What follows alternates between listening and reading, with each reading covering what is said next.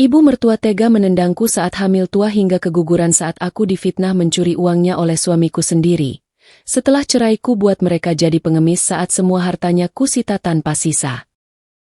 Halo bunda semua, apa kabar?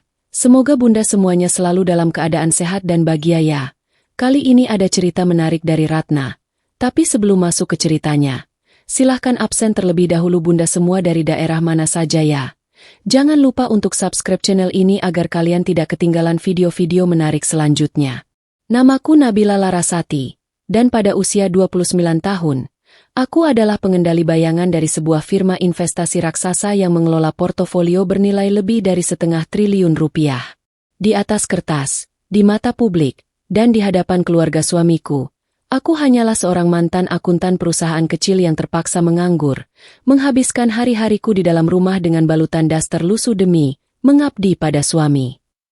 Mereka tidak pernah tahu bahwa rumah bak istana di kawasan Pondok Indah yang mereka tinggali ini, hingga ke marmer Italia yang mereka pijak, dibeli secara tunai melalui perusahaan cangkang yang sertifikatnya murni 100% atas namaku. Pernikahanku dengan Randy Mahesa telah berjalan 4 tahun, dan di matanya, aku hanyalah trofi kusam yang mulai berdebu. Lalu, ada Randy, suamiku tercinta. Randy adalah CEO dari sebuah perusahaan ekspedisi logistik yang sedang naik daun.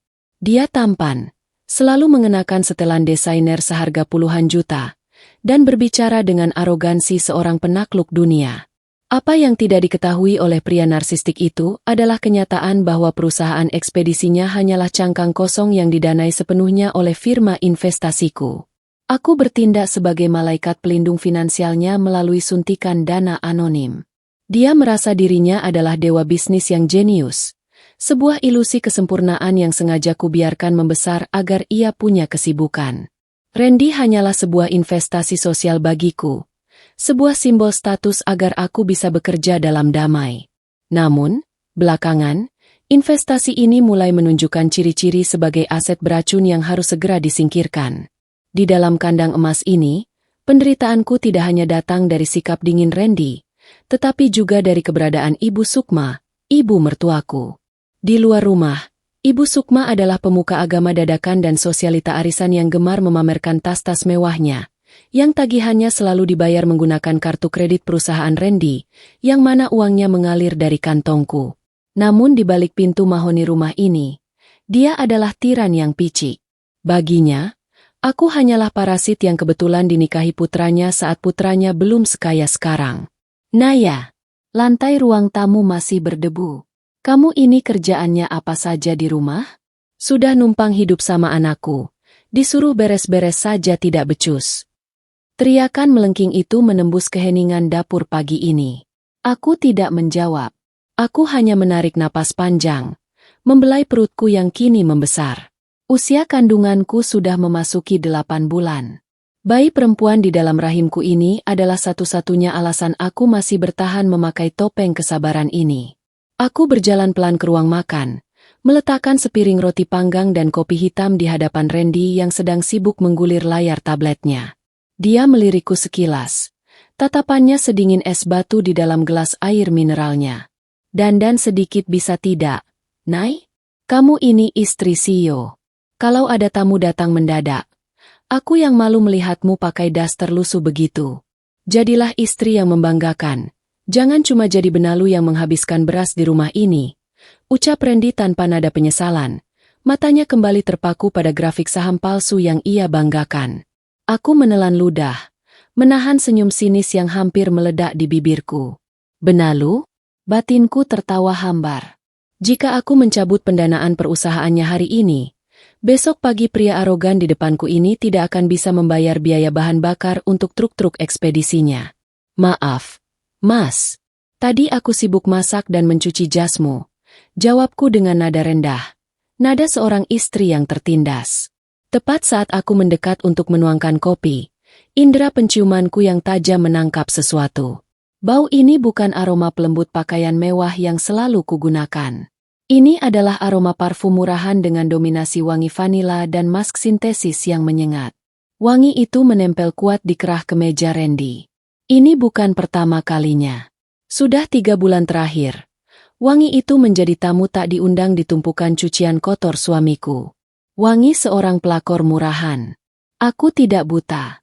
Aku sudah memasang pelacak digital di semua perangkat Randy sejak bulan lalu. Wanita itu bernama Fania, sekretaris barunya yang baru berusia 24 tahun. Seorang gadis yang haus validasi di media sosial, yang memamerkan kehidupan glamor instan dari uang yang dicuri Randy dari kas perusahaannya, yang secara teknis adalah uangku. Sebelum aku bisa memikirkan langkah selanjutnya, Ibu Sukma masuk ruang makan dengan wajah merah padam. Langkah kakinya menghentak keras di atas lantai marmer. Perhiasan emas di pergelangan tangannya bergemerincing berisik. "Randy, uang arisan ibu hilang," teriak Ibu Sukma. Suaranya bergetar karena panik dan amarah. Uang tunai 200 juta yang ibu simpan di laci lemari baju ibu tidak ada. Laci itu sudah terbuka dan isinya kosong. Randy tersentak. Tablet di tangannya hampir terjatuh. Wajahnya tiba-tiba pucat pasi. Dan sejenak, aku melihat kilat kepanikan yang amat sangat di matanya. Mata seorang pengecut yang baru saja tertangkap basah. "Hilang bagaimana, Bu?" "Mungkin ibu lupa menaruhnya," jawab Randy terbata-bata, menghindari kontak mata dengan ibunya. "Lupa bagaimana? Ibu menaruhnya di sana kemarin sore setelah perkumpulan. Tidak ada orang luar yang masuk ke rumah ini." Ibu Sukma menoleh dengan cepat. Tatapan matanya yang tajam bak belati kini menancap tepat ke wajahku. "Di rumah ini cuma ada kita bertiga. Dan ibu tahu persis siapa satu-satunya orang miskin yang paling butuh uang di sini." Skakmat. Ibu mertuaku baru saja melemparkan bola panas itu kepadaku. Aku berdiri mematung, merasakan hawa dingin merayap di tengkukku. Aku menatap Randy, berharap suamiku akan membelaku, atau setidaknya menggunakan logikanya yang dangkal itu. Namun, Randy justru menatapku dengan ekspresi yang perlahan berubah. Kepanikan di wajahnya sirna, digantikan oleh kelegaan yang menjijikan. Dia telah menemukan kambing hitam yang sempurna. "Naya." Suara Randy berubah berat dan mengancam. Dia berdiri dari kursinya, menunjuk tepat ke wajahku. "Kamu yang mengambilnya, kan? Kudengar minggu lalu keluargamu di kampung sedang butuh uang untuk renovasi rumah. Kamu mencuri uang ibuku untuk membiayai keluargamu yang miskin itu." Darahku mendidih. Otakku yang terbiasa melakukan audit forensik bernilai miliaran rupiah dalam hitungan detik, langsung menyatukan kepingan puzzle ini. Randy yang panik. Fania yang baru saja memposting foto setir mobil sport baru di Instagram story-nya tadi malam dengan caption, "Hadiah dari Ayang." Dan sekarang, uang tunai 200 juta milik ibunya lenyap.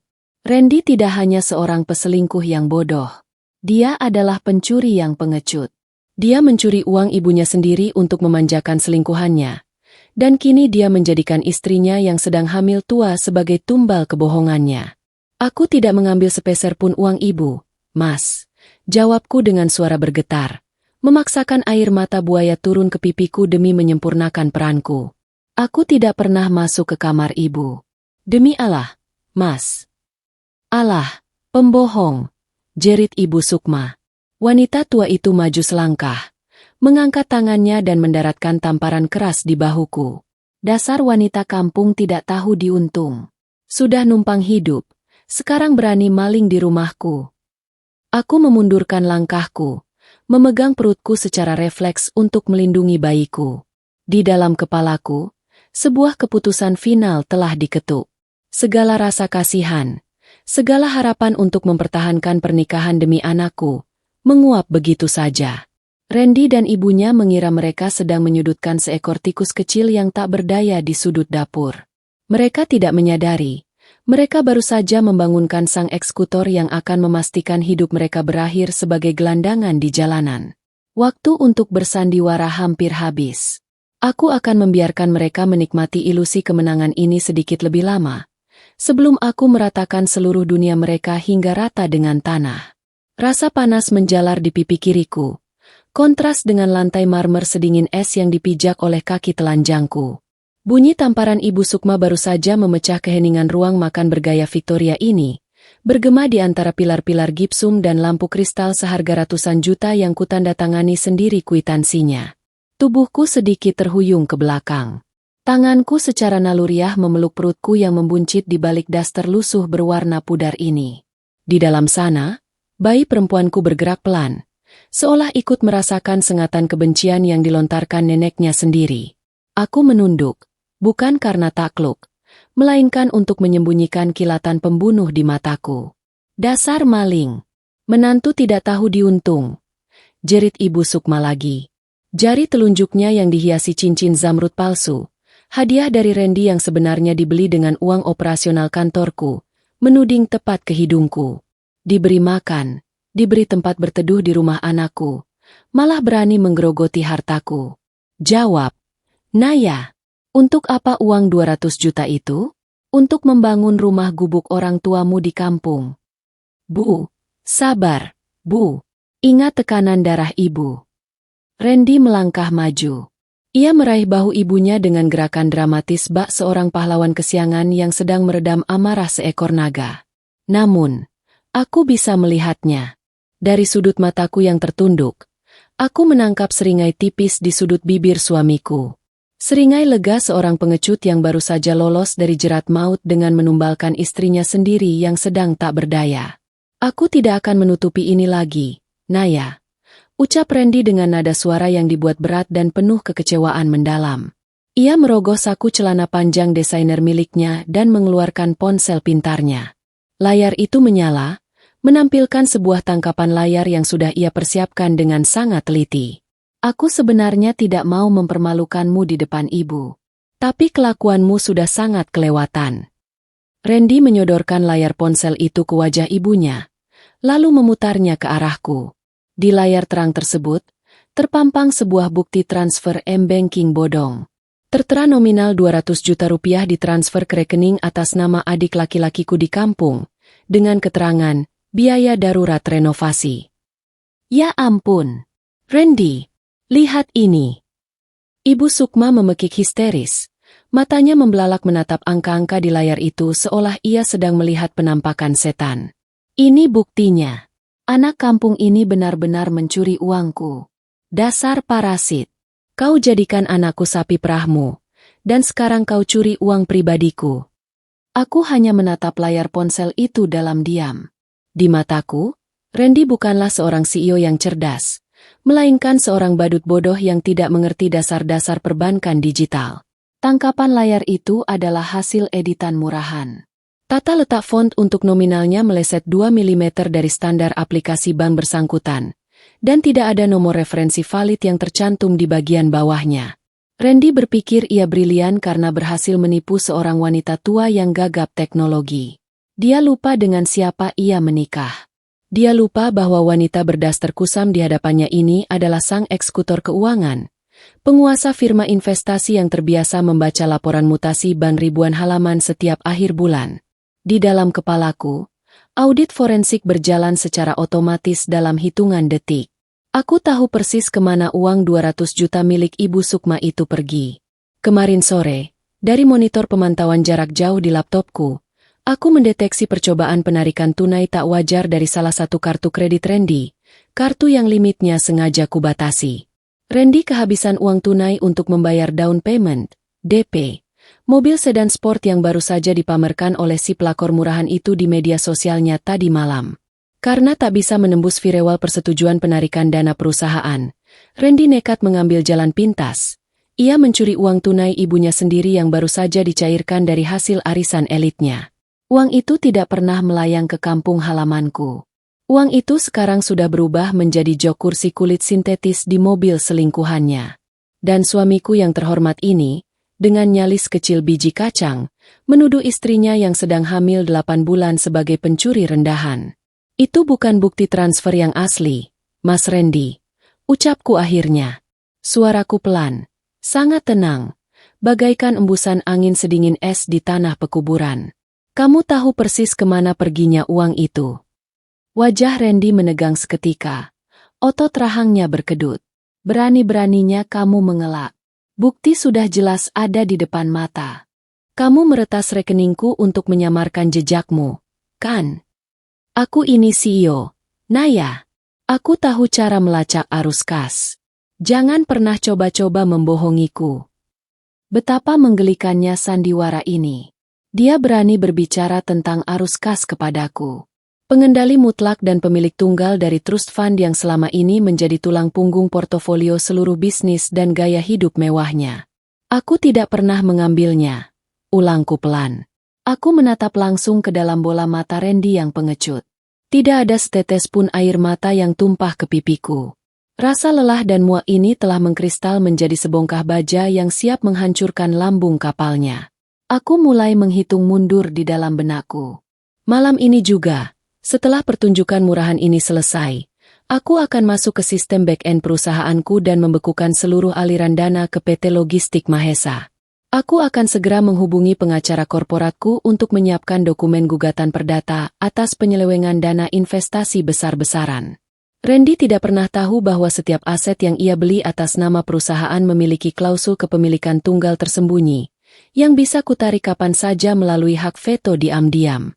Mobil mewahnya, kantor megahnya, bahkan jam tangan Rolex yang melingkar angkuh di pergelangan tangannya saat ini, pada dasarnya adalah aset beracun yang akan segera menjadi beban utang yang melumpuhkan kehidupannya. Aku akan memastikan namanya masuk ke dalam daftar hitam dan blacklist BI secepat mungkin. Aku akan membiarkan tagihan-tagihan vendor dan leasing mencekiknya lewat sistem auto debit yang akan menguras seluruh saldonya dalam semalam, hingga menyentuh angka minus yang mengerikan. Kalian suka bermain dengan uang dan kelicikan? Mari kita lihat bagaimana kalian bisa bernapas tanpa sepeser pun suntikan dana dariku. Namun, Ibu Sukma tidak memiliki kapasitas otak untuk mengerti kesunyianku. Baginya, penolakanku untuk mengakui kesalahan adalah sebuah bentuk perlawanan frontal dari seorang miskin yang sekadar numpang hidup. Dasar perempuan bermuka badak. Sudah ketahuan maling, masih berani menantang suamimu. Ibu Sukma melangkah maju. Napasnya memburu kencang. Urat-urat di leher tuanya menonjol keluar karena murka. Ia menyambar gelas kaca kristal berisi sisa air mineral di meja makan, lalu melemparkannya dengan kasar ke arahku. Prang! Gelas mahal itu pecah berkeping-keping menghantam dinding tepat di sebelah kiriku, menyebarkan pecahan kaca tajam ke atas lantai marmer. Beberapa serpihannya terpelanting dan menggores pergelangan kakiku, menimbulkan sensasi perih yang menyayat kulit. Ibu tidak sudi menampung maling menjijikan di rumah ini. Kembalikan uang ibu sekarang juga, atau ibu akan memenjarakanmu beserta keluargamu yang miskin itu. Teriaknya histeris. Air ludahnya muncrat memenuhi udara ruang makan. Seharusnya Randy menceraikanmu sejak dulu. Kamu hanyalah benalu tidak berguna. Kamu sama sekali tidak pantas melahirkan penerus keluarga Mahesa. Kata-kata itu bergema liar, menghantam keras dinding-dinding kesadaranku. Tidak pantas melahirkan penerus. Randy berdiri mematung di belakang ibunya. Ia tidak mencoba menenangkan wanita tua yang sedang kesetanan itu lagi. Ia hanya menatapku dengan tatapan jijik yang seirama, sepenuhnya tenggelam dalam narasi kebohongan yang ia ciptakan sendiri. Di matanya yang buta harta, aku hanyalah pion usang yang sekarang harus dibuang demi melindungi rahasia kotornya dengan Fania. Dengar kata ibuku, Naya, kata Randy dingin, melipat kedua lengannya di dada dengan angkuh. Bereskan semua barang-barangmu sekarang juga. Aku tidak mau lagi melihat wajahmu di rumah ini sampai kamu bisa mengembalikan uang 200 juta itu. Kembali saja ke gubuk keluargamu sana. Aku mengatupkan rahangku rapat-rapat, menahan gejolak di dalam dada. Mereka ingin aku mengembalikan uang 200 juta itu? Baiklah. Aku akan mengembalikannya dalam bentuk badai kehancuran senilai puluhan miliar rupiah. Aku akan memastikan Randy dan ibunya berakhir meratapi nasib di sebuah gubuk reot pinggiran kota yang beraroma bau selokan yang pekat, menjadikan mereka sekadar sampah sejarah di hadapan teman-teman sosialita yang mereka puja. Aku berbalik perlahan, bersiap untuk melangkah menuju tangga kamar, memilih untuk mundur sejenak demi mengatur eksekusi senyapku malam ini melalui laptopku. Namun, gerakan mundurku yang tenang ini justru memicu letupan amarah yang benar-benar tak terkendali di dalam dada Ibu Sukma. Baginya, langkah kakiku bukanlah bentuk kepatuhan, melainkan sebuah penghinaan atas kekuasaannya di rumah ini. Mau lari kemana kamu, pelacur miskin? Teriak Ibu Sukma. Suaranya melengking tajam memecah gendang telingaku. Tunggu di situ dan kembalikan uangku. Sebelum aku sempat bereaksi, sebelum Randy sempat, atau mau, mencegahnya, Ibu Sukma menerjang ke arahku dengan kecepatan dan tenaga beringas yang tak terduga dari seorang wanita seusianya. Matanya menggelap oleh keserakahan, ego, dan kebencian murni yang selama ini ia tahan. Dia tidak mengincar wajahku. Dia tidak mengincar lenganku. Pandangannya terkunci rapat pada perutku yang menonjol. Kandang emas yang kubangun dengan tanganku sendiri ini, baru saja berubah menjadi arena pembantaian yang sesungguhnya. Langkah kaki Ibu Sukma tidak terdengar seperti langkah seorang wanita tua yang rapuh. Derapan itu kasar, buas, dan dipenuhi oleh ambisi gelap yang selama ini ia sembunyikan dengan sangat rapi di balik senyum palsu komunitas pengajiannya. Waktu seakan melambat saat aku melihat kilat kebencian yang murni di matanya yang memerah. Dia tidak lagi mengangkat tangannya untuk sekadar menampar wajahku. Dia memutar tubuhnya yang tambun, mengumpulkan seluruh sisa tenaganya, dan mengayunkan kaki kanannya lurus ke arah perutku yang membuncit di balik daster lusuh ini. Brak! Tendangan itu menghantam tepat di ulu hati dan getarannya merambat tembus ke rahimku. Sensasinya bukan sekadar rasa sakit fisik biasa. Itu adalah sebuah ledakan dahsyat yang merobek bagian terdalam dari diriku. Gravitasi menarik tubuhku dengan sangat kejam. Punggung dan panggulku lebih dulu menghantam marmer Italia yang membeku dengan suara berdebam keras. Udara di paru-paruku terkuras habis ketika, digantikan oleh rasa nyeri yang begitu luar biasa menyiksa, seolah ribuan jarum beracun ditusukkan secara serentak ke dalam pusat rahimku. Gelap, mataku terbelalak lebar, menatap nanar langit-langit berhias lampu kristal bohemia yang berpendar menyilaukan. Telingaku mendenging hebat. Tapi aku masih bisa mendengar suara sahut-sahutan dari arah meja makan. Suara yang secara permanen menelanjangi sifat asli dari manusia-manusia serakah ini. Ibu, apa yang ibu lakukan? Suara Randy bergema di ruangan. Itu bukanlah jeritan seorang suami yang mengkhawatirkan keselamatan istrinya, melainkan murni kepanikan egois dari seorang pengecut yang ketakutan setengah mati melihat konsekuensi dari kejahatannya sendiri. Biar saja. Biar mati sekalian anak parasit ini. Pekik Ibu Sukma. Suaranya parau namun dipenuhi kemenangan yang bernada iblis. Kalau dia melahirkan, hartamu akan terbagi. Randy. Anak ini cuma akan jadi penghalangmu untuk segera menikah dengan Vania. Biarkan saja dia pendarahan di situ. Itu hukuman yang sangat pantas bagi maling yang kerjanya cuma bisa numpang hidup dan menjadi benalu di rumah kita.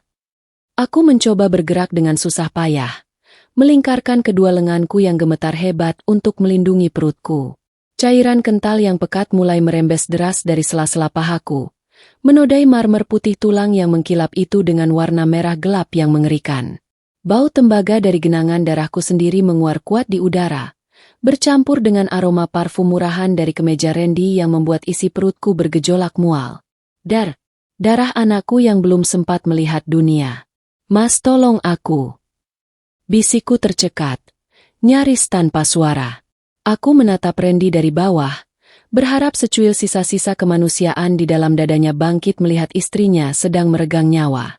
Namun, pria yang selalu membusungkan dada membanggakan dirinya sebagai CEO tak tertandingi itu justru mundur satu langkah. Dia menunduk menatap noda merah pekat yang mengalir ke arah karpet Turki seharga 80 juta di bawah sepatunya dengan ekspresi ngeri yang menjijikan. Aduh, darahnya sampai kena karpet. Gumam Randy pelan, mengusap wajahnya dengan rasa frustrasi yang sama sekali salah tempat. Ibu, kita tidak bisa membiarkannya mati di dalam rumah ini. Nanti urusannya bisa panjang sama polisi dan media. Aku pesankan taksi online saja sekarang biar dia ke rumah sakit sendiri. Jangan suruh dia pakai mobilku. Nanti jok kulitnya amis darah. Kata-kata paling bengis itu menjadi kalimat terakhir yang sanggup dicerna otakku sebelum gelombang rasa sakit mematikan merenggut kesadaranku sepenuhnya. Sisa-sisa kenaifan di dalam diriku melebur, larut, dan mati bersama darah yang menggenang membasahi lantai ruang makan mewah itu. Bau antiseptik tajam menusuk penciumanku. Cahaya neon yang sangat steril dan memutih menyambut pandanganku saat kelopak mataku perlahan terangkat. Aku berbaring kaku di ranjang rumah sakit. Sendirian. Suasana kamar VIP ini begitu beku dan senyap. Hanya ada suara mesin pendeteksi detak jantung yang berbunyi monoton di sudut ruangan, menghitung irama kehidupanku yang kini terasa hampa tak berdasar. Pintu terbuka. Seorang dokter wanita parubaya melangkah masuk dengan wajah yang teramat muram. Ia menatapku dengan sorot kasihan mendalam. Tatapan simpatik yang ironisnya justru membuat rongga dadaku kian sesak. Ibu Nabila, pendarahannya terlalu masif saat Anda tiba di IGD. Trauma benda tumpul yang sangat keras di area perut Anda menyebabkan abrupsio plasenta total. Kami memohon maaf yang sebesar-besarnya. Kami tidak bisa menyelamatkan bayi Anda. Kalimat medis itu jatuh menghantam dadaku bagaikan palu godam bermassa ton. Tangan kananku merayap pelan, meraba perutku yang kini kempes, terbebat perban tebal, dan terasa sangat dingin. Nyawa kecil yang selama 8 bulan penuh menjadi teman rahasiaku dalam kesunyian, telah dirampas secara paksa oleh nenek kandungnya sendiri. Sementara ayah kandungnya hanya mencemaskan noda darah yang akan merusak interior mewahnya. Tamparan mertuaku di masa lalu masih bisa kuabaikan sebagai keangkuhan orang tua picik, tetapi kakinya yang dengan sengaja merampas detak jantung di dalam rahimku ini telah menyeberangi garis yang tak akan pernah bisa dimaafkan. Aku tidak menjerit histeris.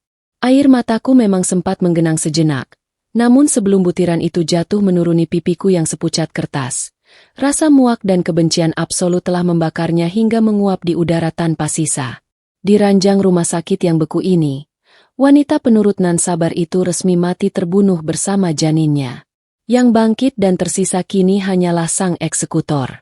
Otak kalkulatifku yang terbiasa mengelola portofolio triliunan rupiah kini berputar dengan kecepatan maksimum.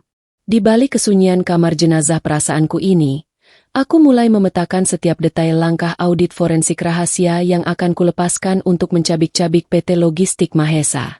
Randy dan si pelakor murahan itu berpikir mereka bisa terus tertawa dan berdansa di atas tumpukan uangku?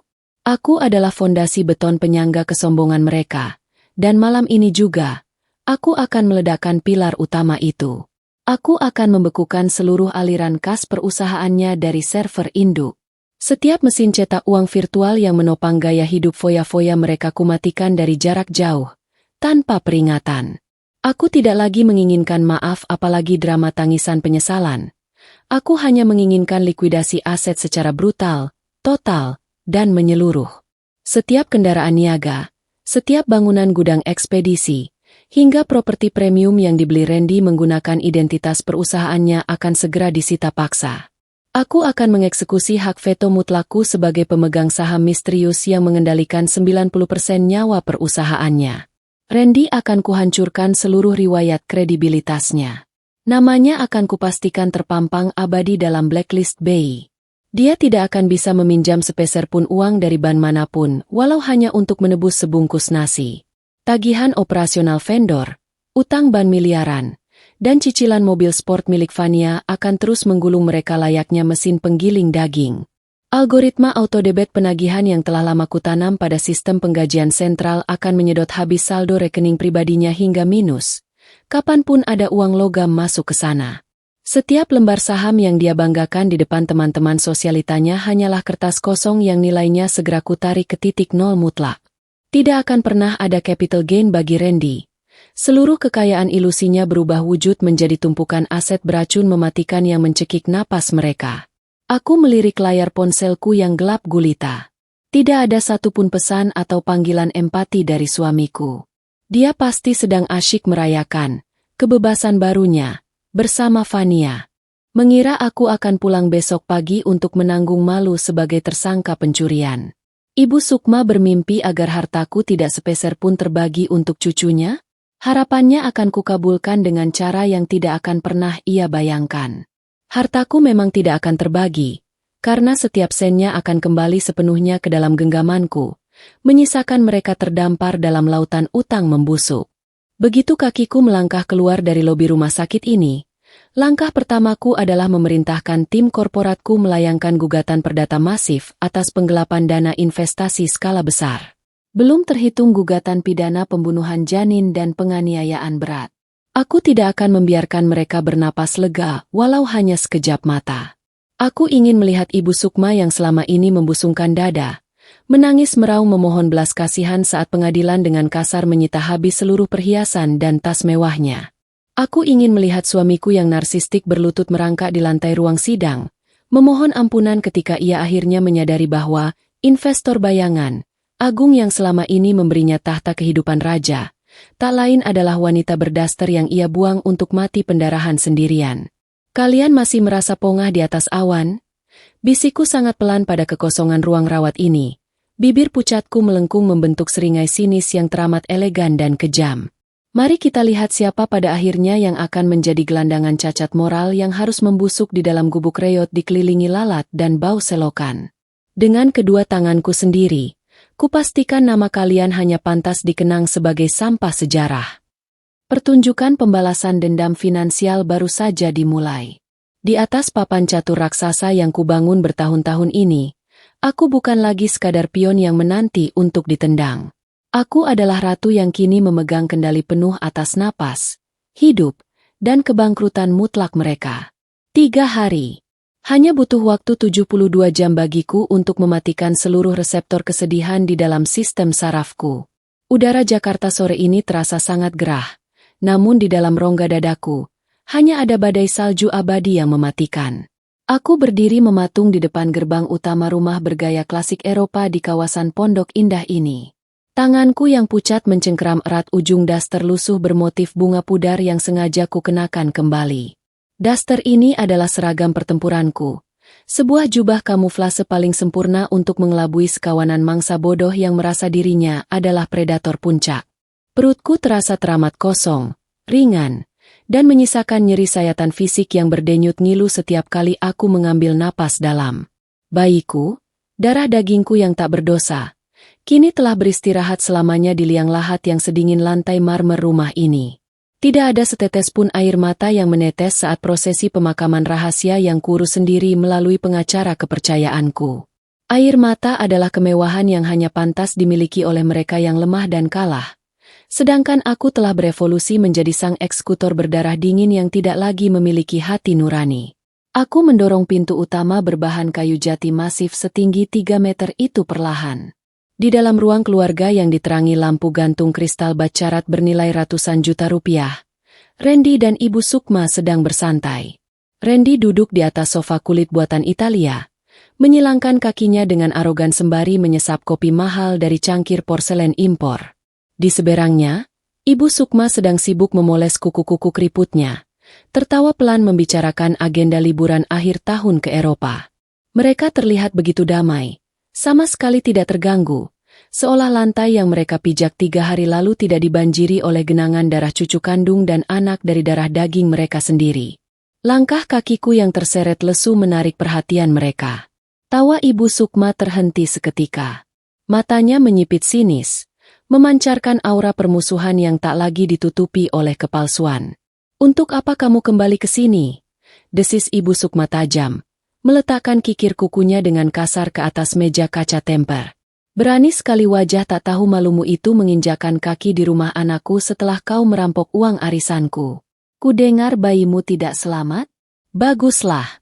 Itu karma nyata karena kamu berani mencuri dariku. Anak haram parasit sepertimu memang tidak pantas terlahir untuk mencemarkan nama baik keluarga agung kami." Setiap kata yang keluar dari mulut beracun wanita tua itu bagaikan bensin oktan tinggi yang disiramkan langsung ke atas bara api dendamku. Namun, otot wajahku tetap datar tak berekspresi. Aku menundukkan kepalaku dalam-dalam, mengatur ritme napasku agar terlihat seperti menantu tertindas yang sedang gemetar hebat karena ketakutan. "Maafkan Naya, Bu." Suaraku kubuat sengau, bergetar memelas layaknya seorang pesakitan. Aku melangkah pelan mendekat, membiarkan diriku terlihat begitu hancur, kalah, dan teramat menyedihkan. "Naya mohon, jangan usir Naya dari rumah ini. Naya tidak punya siapa-siapa lagi di dunia ini. Naya berjanji akan bekerja siang malam sebagai pelayan kasar di sini untuk mengganti uang ibu yang hilang. Tolong." Naya memohon belas kasihan ibu dan Mas Randy. Randy mendengus meremehkan. Ia meletakkan cangkir kopinya, menatapku dari atas ke bawah seolah aku adalah gumpalan sampah basah di pinggir jalan. "Kamu ini benar-benar tidak punya harga diri sama sekali, ya? Sudah kubilang kembali ke gubuk keluargamu di kampung. Aku tidak butuh istri cacat yang kerjanya cuma numpang hidup dan mempermalukan keluarga. Kalau bukan karena aku masih sangat sibuk mengurus negosiasi kontrak besar di kantor minggu ini, sudah kurus surat cerai kita ke pengadilan hari ini juga. Negosiasi kontrak besar. Di dalam kepalaku, aku nyaris tertawa terbahak-bahak hingga dadaku sesak. Kontrak besar yang ia banggakan itu adalah proyek ekspansi bodong yang proposal pendanaannya kusetujui secara anonim bulan lalu. Suamiku yang naif ini tidak sadar bahwa aku memegang hak veto mutlak atas seluruh dokumen pencairan dana PT Logistik Mahesa. Kontrak itu hanyalah seutas umpan, sebuah tali gantung tebal yang sengaja kuperpanjang agar pria sombong itu bisa mengalungkan lehernya sendiri dengan jeratan yang jauh lebih erat dan mematikan. Mas Randy, tolong jangan ceraikan aku sekarang. Ratapku, melipat kedua tanganku di depan dada memohon. Aku akan melakukan apa saja yang kalian minta. Aku akan mencuci bajumu, memasak makanan kesukaan ibu setiap hari, dan tidak akan pernah menampakkan wajahku saat ada tamu. Tolong, Mas, beri aku satu kesempatan lagi. Aku berjanji tidak akan mengganggu kesibukanmu sama sekali. Ibu Sukma saling berpandangan dengan Randy. Sebuah seringai licik penuh kemenangan absolut tercetak jelas di wajah keriput mertuaku. Dalam benaknya yang teramat sempit, ia baru saja mendapatkan seorang asisten rumah tangga gratis tanpa gaji yang bisa ia siksa setiap saat untuk melampiaskan hasrat dominasinya. Ia sama sekali tidak pernah membayangkan bahwa di balik daster lusuh yang melekat di tubuh kurusku ini, bersembunyi otak dari seorang perancang malapetaka finansial jenius yang sedang bersiap merobohkan seluruh pilar kehidupannya. Baiklah, ucap Randy dengan nada angkuh seorang tiran yang sedang memberikan pengampunan rendahan pada budaknya. Kamu boleh tinggal di sini sementara waktu sampai utangmu lunas. Tapi ingat, kamu tidak lagi punya hak untuk menginjakkan kaki di kamar utama. Pindahkan semua barang-barang murahmu ke kamar pelayan di dekat dapur belakang. Dan jangan harap aku akan memberikanmu uang belanja bulanan sepeser pun. Semua gajiku akan kuserahkan pada ibu. Dasar benalu tidak berguna, timpal Ibu Sukma sinis. Sana cepat merangkak ke dapur. Lantai ruang tamu ini harus kau pel sampai mengkilap malam ini juga. Jangan lupa cucian kotor bajuku sudah menumpuk di keranjang. Baik, Bu. Terima kasih, Mas. Bisikku patuh. Aku berbalik, menundukkan pandangan, dan berjalan menuju arah dapur yang gelap dengan langkah kaki yang tertatih-tatih. Begitu punggungku tak lagi terlihat oleh mereka, topeng menantu penurut yang kukenakan langsung terlepas. Keparat, kalian menyuruhku tidur meringkuk di kamar pelayan pengap di rumah yang sertifikat kepemilikannya 100% terdaftar secara sah atas nama trust fund pribadiku? Kalian menikmati embusan AC sentral, kasur sutra king size, dan hidangan mewah yang seluruh tagihan operasionalnya dibayar menggunakan dividen dari portofolio investasiku? Nikmatilah sisa-sisa napas kemewahan artifisial ini, Randy. Nikmatilah selagi bisa. Malam ini, ketika kalian berdua mendengkur dengan kepuasan palsu di atas kasur emasku, aku akan membuka laptopku di dalam kamar pelayan itu. Operasi rahasia akan resmi dimulai tanpa suara. Aku akan segera mengeksekusi audit forensik secara sangat komprehensif terhadap seluruh log pengeluaran Randy selama 2 tahun terakhir. Setiap mutasi haram yang mengalir memanjakan si pelakor murahan itu akan kucatat, kurekam, dan kujadikan amunisi mematikan untuk gugatan perdata dengan pasal berlapis tentang penggelapan aset korporasi. Aku akan memulai proses likuidasi aset perusahaan secara brutal dan sistematis. Rekening operasional utama perusahaan Randy akan kuubah status keamanan dan kepemilikannya. Seluruh armada truk ekspedisi logistik yang ia banggakan kepada relasi bisnisnya itu akan berbalik arah menjadi deretan aset beracun yang beban cicilannya akan mencekik pembuluh darahnya sendiri. Aku telah menyiapkan deretan kode algoritma autodebit ganda yang dirancang untuk menyedot habis seluruh sisa dana di rekening pribadinya, hingga menyentuh angka minus yang mengerikan. Tidak akan pernah ada lagi capital gain yang bisa ia nikmati. Lalu, pada klimaks dari semua penderitaan ini, aku akan memastikan riwayat kredit perbankannya hancur lebur tanpa sisa. Namanya akan kulempar dan dicetak tebal di dalam daftar blacklist BI, menguncinya secara absolut dari seluruh akses pendanaan di negara ini seumur hidup. Ia akan luntang-lantung di jalanan seperti gelandangan. Bahkan ia tidak akan bisa meminjam uang receh untuk sekadar membeli nasi bungkus. Mereka berpikir mereka telah berhasil membuangku ke sudut paling kotor di rumah ini. Mereka salah. Aku memang sengaja mengurung diriku di dalam bayangan yang gelap ini agar mataku bisa bekerja mengawasi mereka tanpa terdeteksi. Saat matahari fajar menyingsing esok pagi, rancangan skenario kemiskinan mereka telah terkunci rapat di dalam server pusat firma investasiku. Aku menatap lurus ke arah cermin retak di dinding kamar pelayan ini. Pantulan wajahku terlihat sangat pucat pasi bak mayat hidup. Namun sepasang bola mataku menyala terang dengan nyala api neraka yang membekukan kesadaran. Aku sangat menantikan saat di mana wajah sombong Ibu Sukma mengais sampah di pinggir jalan, dan wajah narsistik Randy meringkuk kedinginan di sudut gubuk reot pinggiran ibu kota yang mengeluarkan aroma bau selokan yang menusuk hidung. Mereka tidak pantas mendapat ampunan. Mereka hanya pantas mati perlahan sebagai sampah sejarah. Pukul 2 dini hari. Keheningan absolut menyelimuti kediaman mewah di kawasan Pondok Indah ini, hanya diselingi oleh dengkuran halus yang sesekali terdengar samar dari lantai atas. Randy dan Ibu Sukma tertidur pulas di atas kasur sutra impor mereka, bermimpi tentang kekuasaan, liburan ke Eropa, dan status sosial yang tak tertandingi. Sementara itu, di lantai dasar, aku duduk bersila di atas kasur busa tipis di dalam kamar pelayan berukuran 2 kali 3 meter. Ruangan ini pengap, berdebu, dan mengeluarkan aroma kapur barus tua yang menyesakkan dada. Udara malam yang dingin menyusup melalui celah ventilasi kecil di atas pintu, membekukan ujung-ujung jariku. Namun, rasa dingin itu sama sekali tidak sebanding dengan es yang kini mengalir di dalam pembuluh darahku. Tanganku meraba ke bawah ranjang, menarik sebuah koper kusam yang selalu kuabaikan. Dari balik lapisan ganda koper tersebut, aku mengeluarkan sebuah laptop berwarna hitam matte dengan spesifikasi militer, perangkat yang sepenuhnya terenkripsi dan menjadi jantung dari firma investasiku. Aku menyalakannya. Cahaya kebiruan dari layar seketika berpendar, menerangi wajahku yang sepucat pualam di tengah kegelapan. Balutan das terlusuh yang melekat di tubuhku hanyalah ilusi optik bagi dunia luar. Di balik layar ini, aku bukan lagi wanita lemah yang baru saja kehilangan rahimnya. Aku adalah sang eksekutor.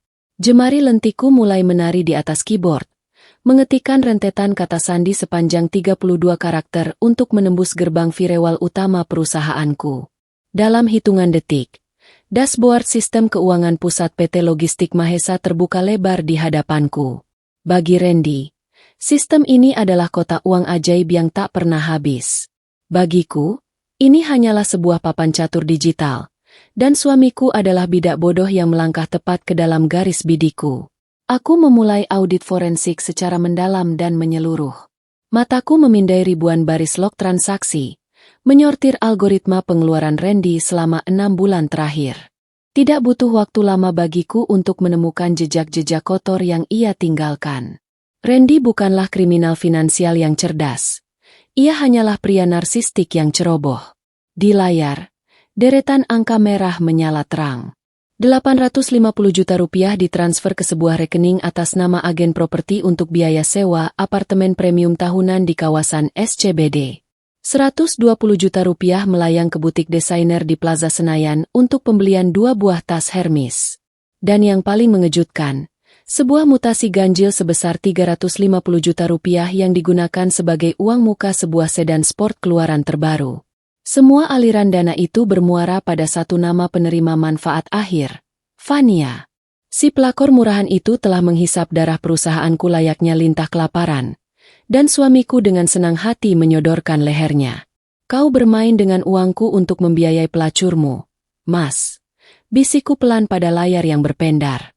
Sudut bibirku tertarik ke atas, membentuk sebuah seringai yang mematikan. Mari kita lihat bagaimana reaksimu saat mesin ATM ajaibmu ini kutelan hidup-hidup. Aku membuka menu otorisasi tingkat dewa. Saatnya mengeksekusi hak veto mutlakku sebagai penyuntik dana tunggal dan beneficial owner yang sah. Klausul kontrak investasi yang kutandatangani dengan Randy 4 tahun lalu terlihat seperti dokumen standar baginya. Namun di dalamnya tertanam celah hukum yang kubuat khusus untuk hari seperti ini. Dengan 3 kali klik, Aku membatalkan seluruh mandat pencairan dana operasional perusahaan. Proses likuidasi aset senyap resmi dimulai. Aku mentransfer seluruh saldo kas cair PT Logistik Mahesa, uang tunai sebesar 45 miliar rupiah, keluar dari jangkauan Randy, memindahkannya ke dalam trust fund anonim di luar negeri yang sepenuhnya berada di bawah kendaliku. Aku hanya menyisakan dana sebesar 500 juta rupiah di rekening perusahaan. Jumlah yang bahkan tidak akan cukup untuk membayar gaji sopir truk dan bahan bakar operasional minggu depan. Kepanikan di kantornya besok lusa akan menjadi simfoni yang indah. Namun, mengosongkan kas saja tidak cukup untuk melunasi nyawa bayiku yang telah mereka renggut. Aku harus memastikan mereka hancur hingga ke struktur DNA finansial mereka. Aku beralih ke portofolio aset fisik perusahaan. 50 unit armada truk ekspedisi, 3 bangunan gudang logistik, dan tanah seluas 2 hektar di pinggiran Jakarta. Semuanya dijaminkan atas nama perusahaanku. Dengan lincah, aku memodifikasi status penjaminan silang di sistem perbankan. Dalam semalam, seluruh aset berharga itu berubah wujud menjadi aset beracun. Klausul utang yang selama ini kutidurkan kini kuaktifkan. Saat Randy gagal membayar cicilan operasionalnya bulan depan, yang sudah pasti akan terjadi karena kasnya telah kukosongkan, bank akan memiliki hak prerogatif untuk menyita seluruh aset fisik tersebut secara instan tanpa melalui proses peringatan panjang. Randy tidak akan memiliki satu truk pun untuk beroperasi. Bisnisnya akan lumpuh, mati, dan membusuk di tempat. Sekarang, mari kita urus kebanggaan pribadimu, suamiku sayang. Desisku dingin, meretas masuk ke akun perbankan pribadi Randy. Pria itu merasa dirinya sangat berkuasa, mengolokku sebagai benalu yang numpang hidup padanya. Betapa ironisnya. Aku menyisipkan sebuah skrip malware legal ke dalam rekening gajinya, merancang sebuah sistem auto-debit agresif.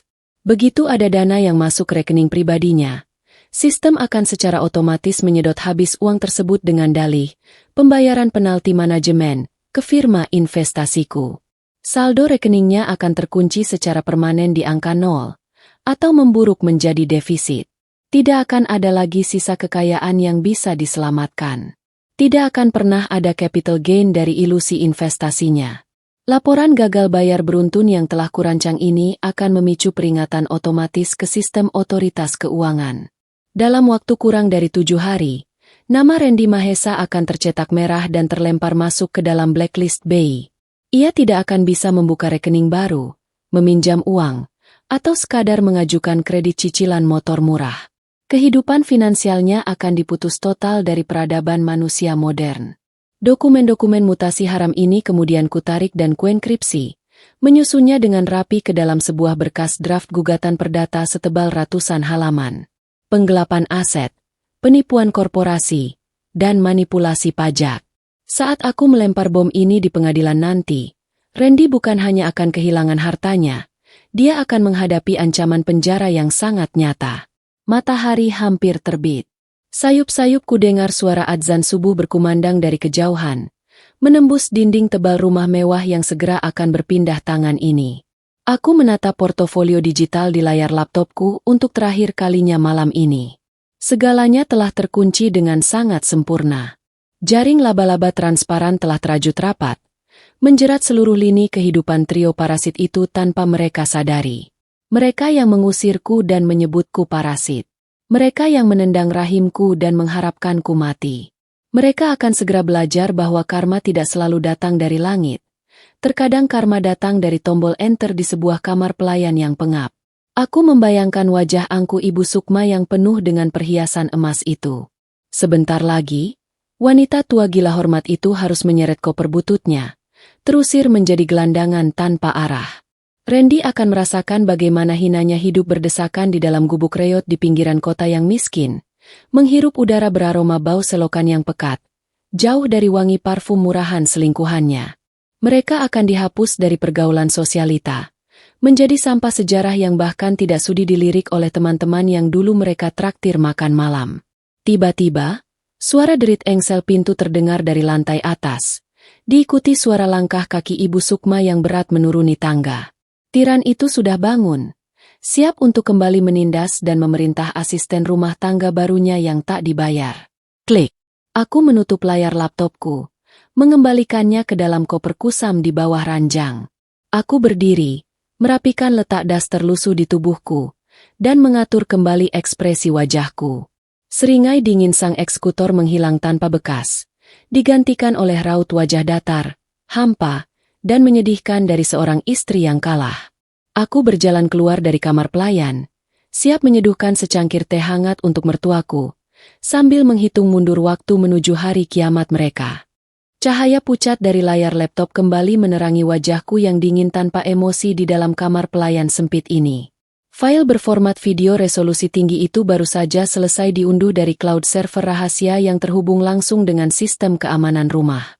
Mata telanjangku menatap datar pada tayangan ulang berdurasi 40 detik di layar monitor. Berulang kali, tanpa berkedip. Di layar itu, terekam dengan sangat jelas dan presisi detik-detik saat Ibu Sukma memutar tubuh tambunnya, mengumpulkan tenaga, lalu menendang perutku dengan beringas. Aku melihat tubuhku sendiri terjerembab membentur lantai marmer, disusul genangan darah pekat yang mengalir keluar, sementara Randy hanya berdiri ketakutan melihat karpet mahalnya ternoda. Tidak ada lagi rasa perih di dadaku saat menonton kekejaman itu. Kematian bayiku bukan lagi sebuah tragedi yang harus kuratapi dengan air mata kesedihan, melainkan bukti forensik kriminal paling brutal yang akan mengantarkan wanita tua itu menuju neraka di balik jeruji besi. Video ini adalah kunci kemenanganku yang tak terbantahkan. Berkas-berkas digital hasil audit forensik selama 3 malam berturut-turut kini telah tersusun menjadi sebuah mahakarya kehancuran finansial. Aku telah menyingkronkan seluruh data aliran dana kotor Randy, termasuk mutasi 350 juta rupiah untuk uang muka sedan sport selingkuhannya dan aliran dana ratusan juta lainnya untuk perhiasan sang ibu. Semua data itu telah berada di tangan pengacara korporatku. Kami mematangkan gugatan perdata raksasa dengan tuntutan ganti rugi material dan imaterial sebesar 50 miliar rupiah atas manipulasi aset, penipuan investasi, dan penggelapan dana korporasi. Randy pikir dia bisa menceraikanku dengan membuangku begitu saja layaknya seonggok daging mati? Aku, sang eksekutor di balik bayangan ini, akan memastikan pria narsistik itu keluar dari pintu pengadilan dengan status kemiskinan absolut. Haknya atas dunia telah kucabut. Seluruh portofolio miliknya, mulai dari aset properti hingga deretan armada ekspedisi, telah kuresmikan sebagai aset beracun di mata perbankan yang sebentar lagi akan membusuk dan menghancurkan inangnya sendiri dari dalam. Lamunan kalkulatif tentang likuidasi aset mereka terhenti seketika saat bel pintu utama berdering nyaring memecah kesunyian siang itu. Aku segera menutup laptop, menyembunyikannya kembali di bawah kasur busa tipis, dan merapikan daster lusuh yang melekat di tubuhku. Sudah waktunya untuk kembali memakai topeng istri bodoh yang tak berdaya. Saat aku melangkah maju dan membuka pintu kayu jati tersebut, aroma parfum vanila sintesis dan mask yang sangat menyengat langsung menusuk rongga hidungku. Di ambang pintu rumahku, berdirilah Vania. Si pelakor murahan itu mengenakan dress ketat berwarna merah menyala yang berteriak meminta perhatian publik, dipadukan dengan kacamata hitam desainer serta tas jinjing berlogo brand ternama hasil uang curian dari kas perusahaanku. Usianya mungkin baru menginjak 24 tahun, namun arogansi yang memancar dari wajah cantiknya seolah-olah ia adalah ratu penguasa dunia. Ia menatapku dari ujung kaki yang telanjang hingga ke rambutku yang diikat asal-asalan. Sudut bibirnya yang dipoles lipstik tebal melengkung merendahkan, menciptakan senyum cibiran yang menggelikan. Oh, jadi ini yang namanya Naya? Istri Mas Randy yang kabarnya cuma bisa numpang hidup dan jadi benalu merepotkan di rumah megah ini. Ucap Vania tanpa basa-basi sedikit pun. Suaranya sengaja dilengkingkan, dibuat-buat agar terdengar berkelas. Meski bagiku hanya terdengar bak cicitan hama pengerat. Ia melenggang masuk tanpa menungguku mempersilakannya. Sepatu hak tingginya berderit arogan di atas marmer Italia milikku. "Kamu siapa?" tanyaku pelan, memalsukan nada suara yang bergetar penuh ketakutan. "Aku Vania, sekretaris pribadi sekaligus partner masa depan Mas Randy," jawabnya dengan dagu terangkat menantang. Ia mengibaskan rambut panjangnya yang dicat pirang kemerahan dengan gaya teatrikal. "Aku datang ke sini untuk membahas urusan penting kantor." "Mana Ibu Sukma?"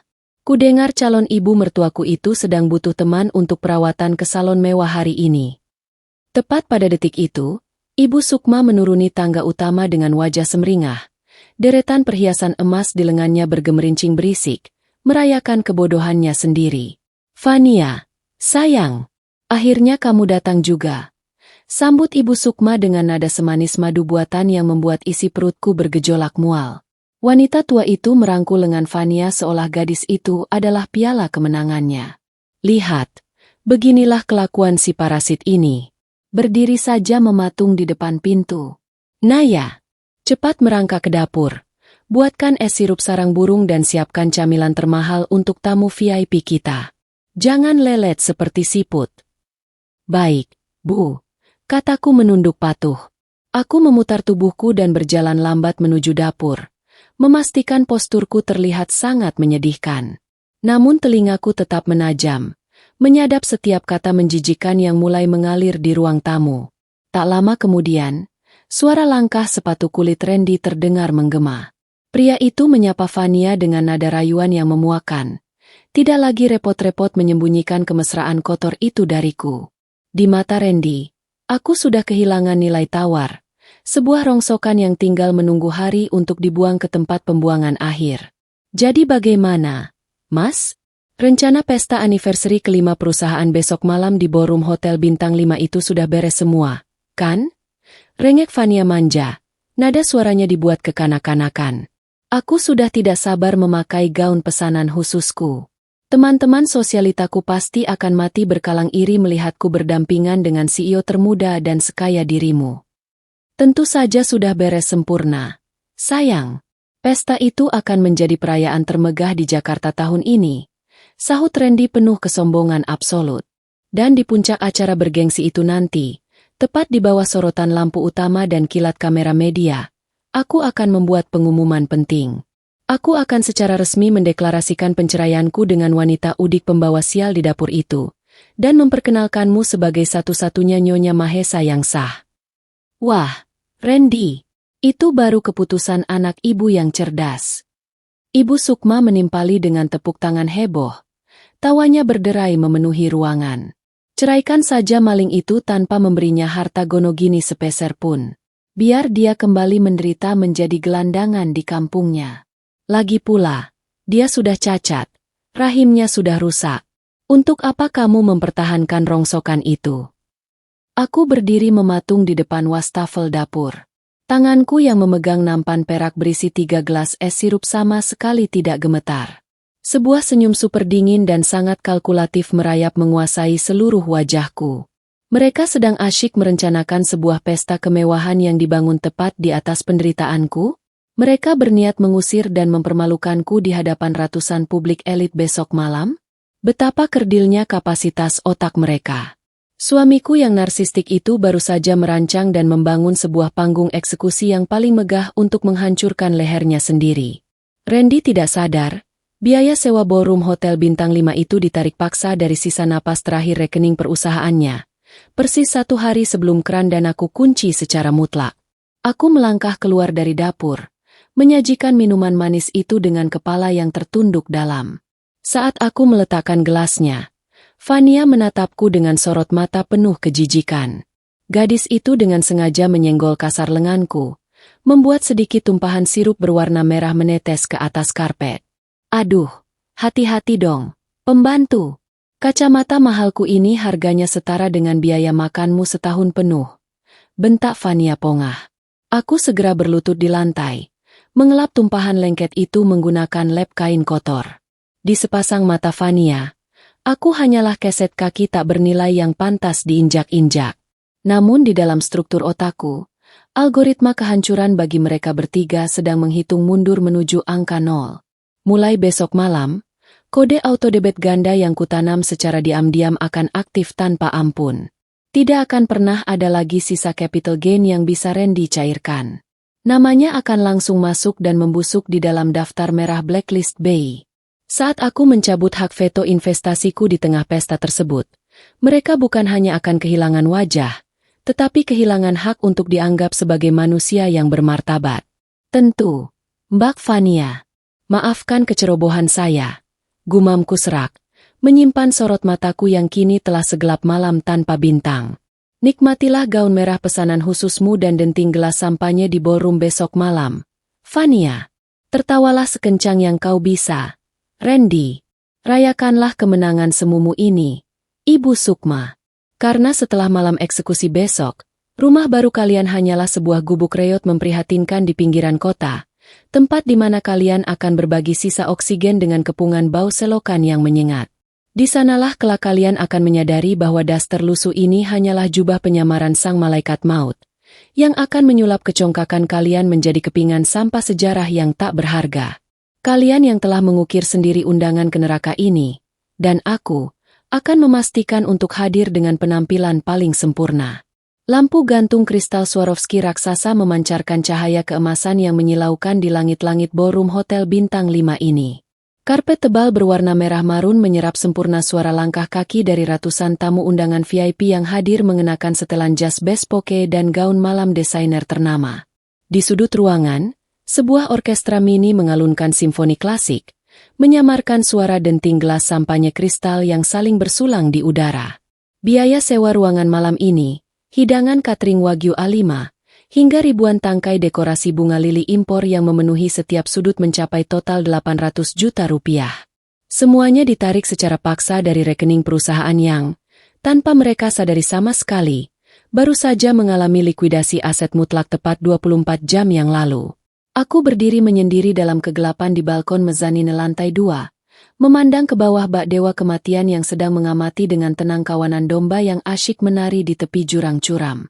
Di tengah lautan manusia serakah itu, Randy berdiri membusungkan dadanya lebar-lebar. Ia mengenakan tuxedo velvet hitam pekat yang membuatnya terlihat seperti pangeran dari negeri dongeng. Di lengan kirinya, menempel erat Fania, si pelakor murahan yang malam ini benar-benar mewujudkan ancaman arogannya. Gadis itu mengenakan gaun sutra merah menyala berpotongan rendah yang mengekspos ambisinya jauh lebih banyak daripada kulitnya. Senyumnya mengembang lebar tanpa malu. Matanya berbinar tamak dan rakus setiap kali kilat lampu flash fotografer media melirik ke arah mereka berdua. Tak jauh dari pasangan haram itu, Ibu Sukma memegang kendali penuh atas panggung sosialitanya. Wanita tua itu mengenakan kebaya sutra bertabur payet berlapis benang emas murni. Leher, pergelangan tangan, hingga jari-jarinya syarat akan perhiasan mahal yang dibeli murni menggunakan uang hasil curian. Ia tertawa terbahak-bahak, memamerkan deretan giginya kepada istri-istri pejabat dan pengusaha kelas atas, menunjuk Fania dengan bangga sambil membisikkan sesuatu yang sudah pasti berisi hinaan kejam tentang menantu parasit yang sengaja ia kurung di rumah. Mereka semua tengah berpesta pora malam ini, merayakan kelangsungan sebuah kerajaan bisnis fiktif. Randy sama sekali tidak tahu bahwa di balik senyum ramah para kreditor yang bersalaman dengannya malam ini, terdapat dokumen blacklist BI yang sedang diproses tanpa ampun oleh sistem perbankan pusat. Dia tidak sadar bahwa ratusan armada logistik yang ia pamerkan itu kini telah berubah status menjadi aset beracun yang siap ditarik paksa oleh Leasing besok pagi. Dan Fania, gadis malang yang merasa telah memenangkan undian jackpot miliaran rupiah itu, tidak tahu bahwa mobil sedan sport yang kuncinya ia simpan rapat di dalam clutch mahalnya itu sudah kublokir asuransi dan surat kepemilikannya. Aku menyentuh kalung berlian murni di leherku, merasakan sensasi dingin yang begitu menenangkan detak jantungku. Malam ini, aku telah menanggalkan selamanya seragam daster lusuh yang selalu mereka jadikan bahan tertawaan dan hinaan. Tubuhku kini dibalut evening gown berwarna biru sapphire elegan rancangan desainer Paris, memeluk lekuk tubuhku dengan siluet yang amat sempurna. Rambutku yang biasa kuikat asal saat mengepel lantai kini tergerai dengan gelombang yang ditata hati-hati, membingkai wajah yang telah kupoles dengan riasan aristokratis yang dingin, tajam, dan tak tersentuh oleh emosi manusiawi. Sang eksekutor akhirnya telah siap turun langsung ke arena pembantaian. Di bawah sana, denting sendok perak yang diketuk pelan ke gelas sampanye seketika menghentikan alunan orkestra. Lampu utama ballroom diredupkan secara perlahan, dan sebuah lampu sorot putih yang sangat terang diarahkan tepat membelah ruangan menuju ke panggung utama. Randy melangkah naik dengan penuh percaya diri, merangkul pinggang Fania, dan membimbing gadis muda itu untuk berdiri berdampingan di sampingnya di hadapan mikrofon. Tepuk tangan riuh membahana, dipimpin oleh sorakan melengking paling keras dari Ibu Sukma yang duduk bangga di barisan terdepan. Selamat malam, hadirin sekalian. rekan-rekan bisnis, para investor setia, dan keluarga besar yang sangat saya cintai. Randy memulai pidatonya dengan suara bariton yang sengaja dibuat-buat, memancarkan aura narsisme pekat yang membuat isi perutku nyaris berontak. Malam ini bukan hanya sekadar perayaan ulang tahun kelima dari PT Logistik Mahesa. Malam ini adalah sebuah tonggak sejarah baru. Sebuah momentum luar biasa di mana saya akan membawa portofolio megah perusahaan ini melesat jauh menembus kerasnya pasar global. Tepuk tangan kembali bergemuruh menyambut kebohongannya. Betapa bodohnya pria ini. Portofolio perusahaannya saat ini tak lebih dari sekadar tumpukan utang vendor bernilai 15 miliar rupiah yang seluruh tagihannya akan jatuh tempo secara serentak dalam waktu kurang dari 48 jam. Tidak akan ada capital gain yang bisa ia petik tahun ini, maupun tahun-tahun berikutnya. Kesuksesan absolut ini tentu saja tidak lepas dari keberanian seorang pemimpin untuk mengambil keputusan-keputusan yang sangat sulit. Termasuk diantaranya adalah keberanian untuk menyingkirkan beban-beban mati yang selama ini terus menghambat langkah kita. Lanjut Randy, nadanya mendadak berubah dramatis dan penuh sandiwara. Matanya menyapu hadirin, mengemis simpati murahan. Saya sangat percaya, seorang pria yang sukses membutuhkan kehadiran wanita yang sepadan di sisinya. Wanita yang bukan sekadar benalu tidak berguna yang hanya bisa numpang hidup tanpa memberikan kontribusi. Melainkan seorang partner brilian yang mampu menginspirasi. Oleh karena itu, di malam yang sangat berbahagia ini, Randy menoleh, menatap Fania dengan tatapan memuja yang buta, lalu mengangkat dan mencium punggung tangan gadis itu di depan ratusan pasang mata. Fania tersipu manja, melirik angkuh ke arah sorot kamera wartawan dengan senyum kemenangan mutlak. Saya ingin mengumumkan sebuah kabar penting secara resmi kepada publik. Mulai besok pagi, surat cerai akan segera saya daftarkan ke pengadilan agama. Saya akan membuang masa lalu saya yang sangat kelam, dan memperkenalkan kepada kalian semua, calon istri saya tercinta, sekaligus wakil direktur utama yang baru, Fania. Sorak-sorai meledak memenuhi udara. Fania melambaikan tangannya layaknya seorang ratu sejagat. Sementara Ibu Sukma sibuk menyeka air mata buayanya dengan sapu tangan sutra berenda. Mereka benar-benar sedang merayakan kebebasan dari genggaman seorang istri penurut yang baru saja mereka siksa habis-habisan hingga kehilangan bayi kandungnya. Mereka dengan naifnya mengira aku sedang menangis terseduh-seduh memeluk bantal di sudut kamar pelayan yang pengap malam ini. Waktu panggung mereka sudah habis. Sandiwara menjijikan ini harus segera kuruntuhkan malam ini juga. Aku melangkah lambat keluar dari kegelapan balkon mezanini. Menuruni tangga melingkar ballroom dengan postur tegap yang memancarkan dominasi absolut murni. Suara ketukan sepatu hak tinggi stiletto berhak merah milikku beradu tajam dengan tangga pualam, menciptakan gema ritmis yang pelan-pelan memotong riuhnya suara tepuk tangan.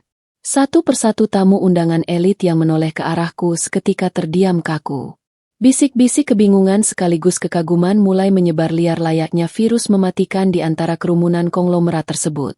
Kehadiranku yang begitu tak terduga, dengan aura kekuasaan yang luar biasa mengintimidasi, membuat aliran udara di dalam ballroom raksasa ini seakan tersedot habis ke dalam ruang hampa.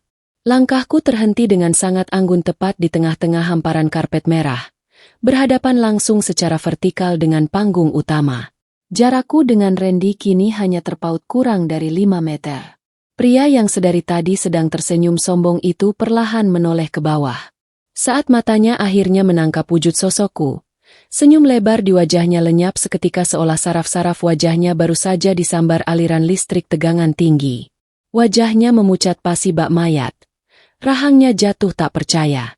Fania, yang menyadari ketegangan tubuh suaminya, ikut menoleh ke depan, dan kedua matanya melebar horor melihat penampilanku yang harganya jelas jauh melebihi harga gaun murahannya. Di barisan paling depan, Ibu Sukma menahan napasnya dengan paksa. Kacamata bacanya nyaris merosot jatuh ke lantai saking terkejutnya. Aku menatap lurus ke dalam bola mata Randy yang kini bergetar hebat diisi oleh kepanikan. Itu adalah sorot mata seorang pengecut yang pada akhirnya menyadari bahwa ia telah memancing monster yang salah dari dasar jurang kegelapan. Aku memberikan sebuah isyarat kecil yang nyaris tak kasat mata dengan ujung jariku. Pengacara korporat kepercayaanku, Bapak Hermawan, yang sedari awal acara telah menyamar diam-diam di antara tamu undangan, segera melangkah maju menyeruak kerumunan. Ia menyerahkan sebuah mikrofon nirkabel yang frekuensinya telah dihubungkan langsung dengan sistem audio utama ballroom ini. Aku menyalakan mikrofon itu di tanganku. Bunyi dengung frekuensi sesaat mengiris keheningan malam bagaikan belati. Pengumuman deklarasi yang sangat menyentuh hati, Mas Randy. Suaraku menggema jernih, tajam, dan mematikan menghantam setiap sudut ruangan. Aku tersenyum sangat elegan, menatap trio pengkhianat yang gemetar di atas panggung itu dengan tatapan mematikan seorang predator yang telah mengepung mangsanya rapat-rapat. Namun, sebelum kau terlalu sibuk membagikan jabatan eksekutif kepada pelakor murahan di sebelahmu itu, ada satu fakta finansial krusial yang sepertinya sengaja kau lupakan dalam laporan audit forensik palsumu itu. Ratusan kerumunan tamu serentak menahan napas. Hening yang sangat mencekam mencengkeram erat tenggorokan setiap orang di ruangan itu. Aku mengambil satu langkah maju, menaikkan daguku dengan keangkuhan seorang penguasa sejati. Fakta bahwa aku, Nabila Larasati, istrimu yang baru saja kau hina sebagai benalu ini, adalah pemilik tunggal sekaligus pemegang hak veto absolut atas 90% keseluruhan saham perusahaanmu. Dan di hadapan seluruh saksi malam ini, aku menyatakan bahwa aliran dana PT Logistik Mahesa resmi dibekukan. Skakmat. Aku tidak berteriak emosional. Aku sama sekali tidak menitikan air mata. Aku hanya baru saja menancapkan sebilah pedang finansial tajam tepat menembus jantung kesombongan mereka. Randy terhuyung mundur hingga punggungnya menabrak layar proyektor. Dunianya, kandang emasku, dan seluruh ilusi kehidupannya baru saja runtuh berkeping-keping menjadi debu hina di bawah telapak kakiku. Waktu bermain telah usai. Saatnya menyiapkan lembar gugatan perdata yang akan menguras habis harta mereka dan mengirim seluruh makhluk rendahan ini ke sebuah gubuk reot dengan kepungan bau selokan yang telah lama menanti sampah sejarah seperti mereka. Keheningan yang mencekik tenggorokan di dalam ballroom raksasa ini terasa sangat memabukkan. Ratusan pasang mata dari para investor, kolega bisnis, hingga jajaran konglomerat elit Jakarta kini tertuju sepenuhnya padaku. Randy, pria yang beberapa detik lalu menahbiskan dirinya sebagai raja dunia, kini berdiri mematung di atas panggung dengan bibir bergetar hebat. Wajah tampannya memucat, seolah pasokan darah ke otaknya baru saja dihentikan secara paksa. Ia melirik liar ke arah pengacaraku, Bapak Hermawan, lalu kembali menatapku dengan sorot mata yang mengemis sebuah penjelasan rasional. Omong kosong apa ini, Naya? Seru Randy, suaranya pecah. Berusaha memaksakan sisa-sisa wibawanya yang mulai membusuk. Ia memaksa bibirnya untuk tertawa hambar ke arah penonton. Hadirin, tolong maklumi. Istri saya ini sedang mengalami gangguan mental sejak insiden tragis kegugurannya. Keamanan. Tolong bawa wanita gila ini keluar. Satu langkah saja keamanan hotel ini mendekat. Aku akan menuntut manajemen hotel atas pelecehan terhadap pemegang saham mayoritas properti ini. Ucapku dengan nada suara yang sangat pelan, elegan, namun dilapisi oleh lapisan baja yang tak tertembus. Para petugas keamanan berseragam hitam yang baru saja bergerak maju seketika menghentikan langkah mereka, menunduk hormat ke arahku setelah menerima instruksi mutlak melalui alat komunikasi di telinga mereka. Mereka tahu siapa majikan sebenarnya. Randy menelan ludah dengan susah payah. Ilusi kekuasaannya mulai retak. Aku memberikan anggukan samar kepada Bapak Hermawan.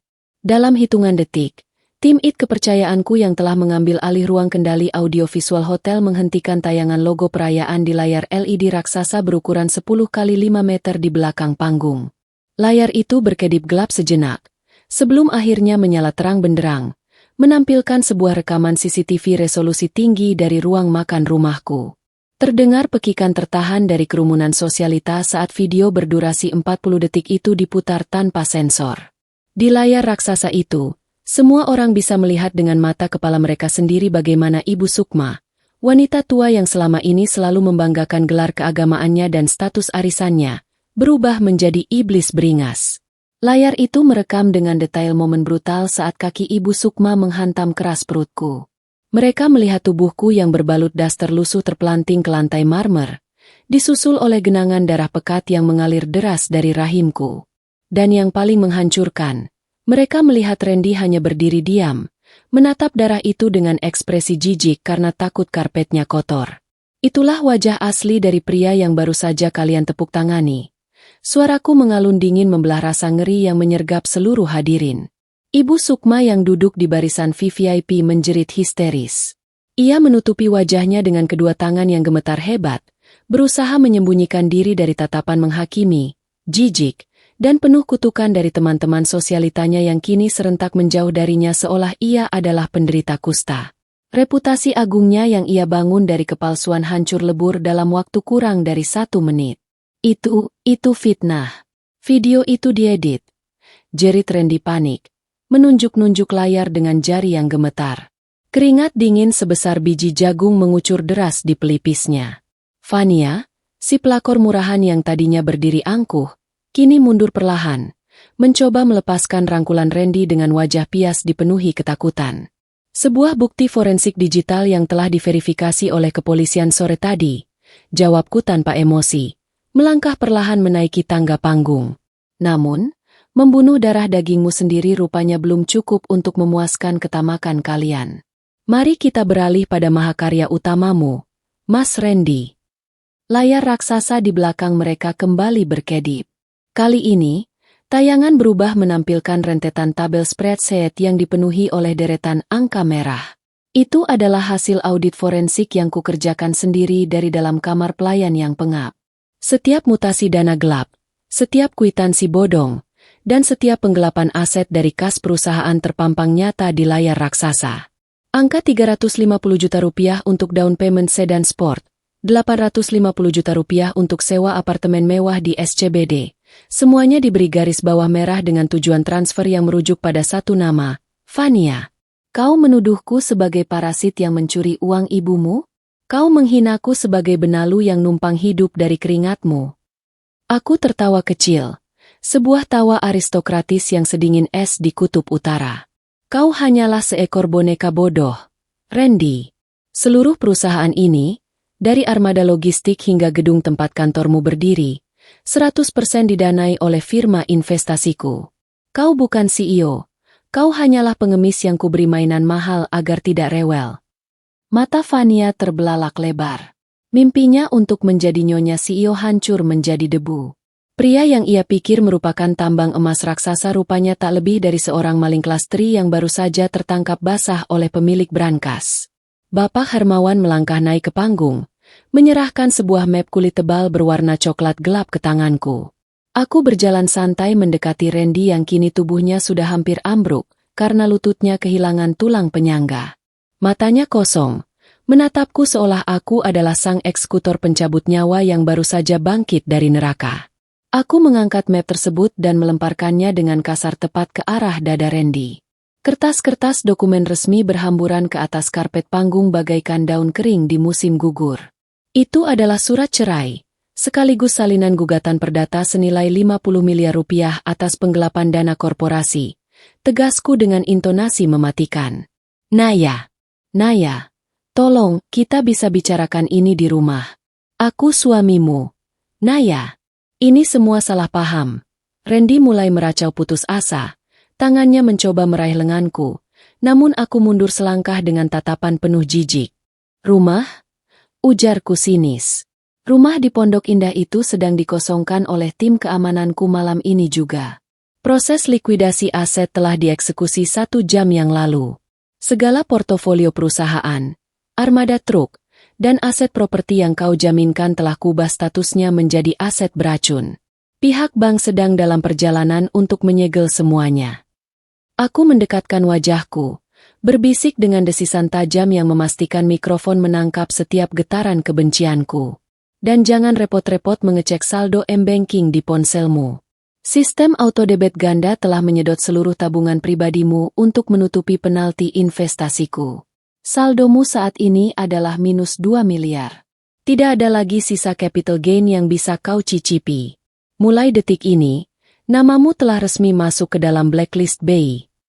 Randy jatuh berlutut di hadapanku. Pertahanannya hancur total. Air mata buaya yang sangat menjijikan mulai membasahi pipinya yang kuyu. Di bawah panggung, Ibu Sukma meraung-raung histeris saat 2 orang petugas kepolisian berseragam lengkap menghampirinya dengan membawa surat perintah penahanan atas kasus penganiayaan berat. Kau bukan lagi siapa-siapa, Randy. Kembalilah menjadi gelandangan tanpa harga diri. Ucapku dingin, berdiri tegak menjulang di atas pria yang sedang menangis merangkak di ujung sepatuku. Dan bersiaplah mencari sebuah gubuk reot di pinggir rel kereta. Karena di lingkungan beraroma bau selokan itulah tempat yang paling pantas bagi sekumpulan sampah sejarah seperti kalian. Aku membalikan badanku, memunggungi tumpukan rongsokan manusia yang sedang meratap di atas panggung itu. Berjalan anggun menuruni tangga dengan sorot mata yang tak lagi menoleh ke belakang. Sang eksekutor telah menyelesaikan tugas pertamanya dengan teramat sempurna. Riuh rendah suara tamu undangan di dalam ballroom hotel berubah menjadi bisikan tajam yang menghakimi, bagaikan ribuan jarum yang menusuk kulit Randy, Ibu Sukma, dan Fania. Mereka berdiri di atas panggung itu, panggung yang seharusnya menjadi tempat mereka menobatkan diri sebagai penguasa, kini berubah menjadi tiang gantungan bagi reputasi kotor mereka sendiri. Randy mencoba berdiri, namun kakinya gemetar hebat hingga ia terpaksa berpegangan pada pinggiran meja panggung agar tidak ambruk sepenuhnya ke lantai. Kalian masih menunggu apa?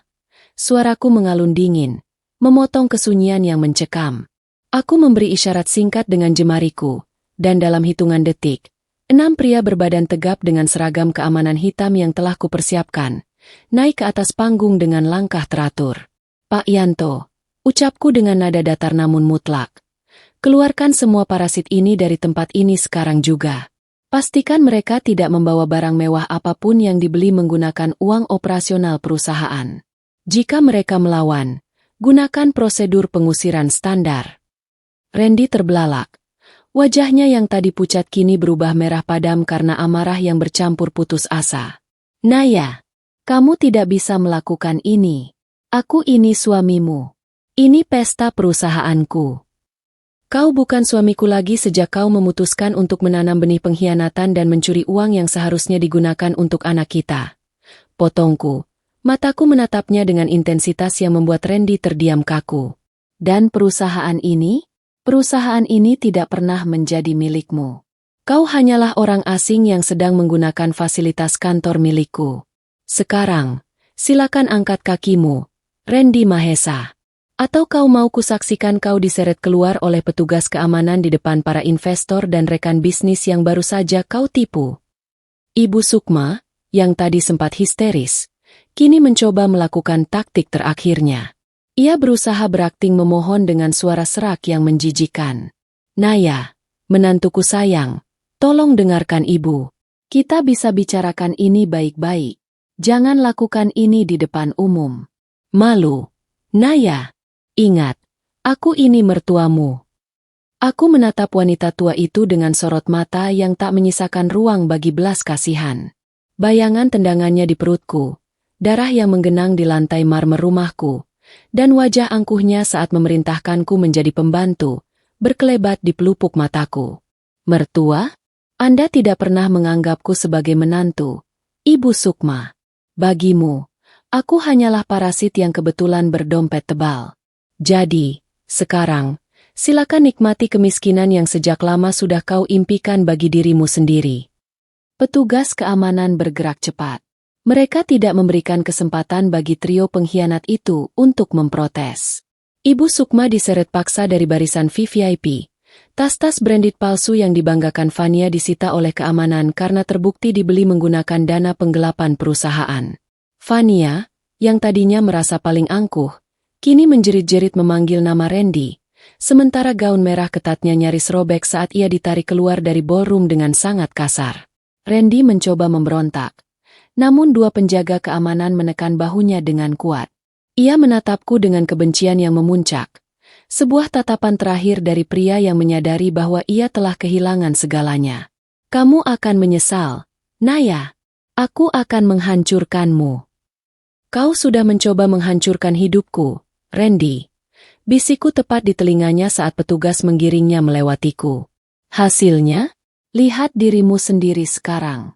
Kau hanyalah sampah sejarah yang bahkan tidak memiliki uang untuk sekadar membeli sebotol air mineral. Tirai pintu ballroom besar itu ditutup dengan bantingan keras tepat setelah mereka bertiga diseret keluar menuju pelataran parkir yang dingin. Di luar sana, mereka tidak akan menemukan mobil sport mewah atau sopir pribadi. Mereka hanya akan mendapati diri mereka berdiri di bawah guyuran hujan malam yang lebat, Tanpa uang tunai, tanpa kartu kredit, dan tanpa reputasi yang bisa mereka gunakan untuk memohon pertolongan. Aku kembali menghadap ratusan tamu yang masih terpaku dalam keheningan total. Aku tersenyum tipis, sebuah senyum yang kini terasa begitu ringan. Hadirin sekalian, saya memohon maaf atas kegaduhan yang tidak perlu ini. Pesta ini berakhir lebih awal. Silakan menikmati sisa hidangan, namun mohon untuk tidak memperpanjang urusan dengan oknum yang baru saja meninggalkan tempat ini. Mereka tidak lagi memiliki kaitan apapun dengan institusi ini. Aku melangkah turun dari panggung, mengabaikan seruan media yang mencoba mencecarku dengan 1000 pertanyaan. Bapak Hermawan telah berjaga di dekat pintu keluar, memegang koper berisi seluruh dokumen penyitaan. "Ibu, mobil Anda sudah siap," bisik pengacaraku. Aku mengangguk singkat.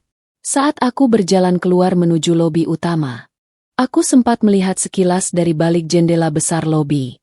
Di bawah derasnya hujan, terlihat pemandangan yang amat memuaskan.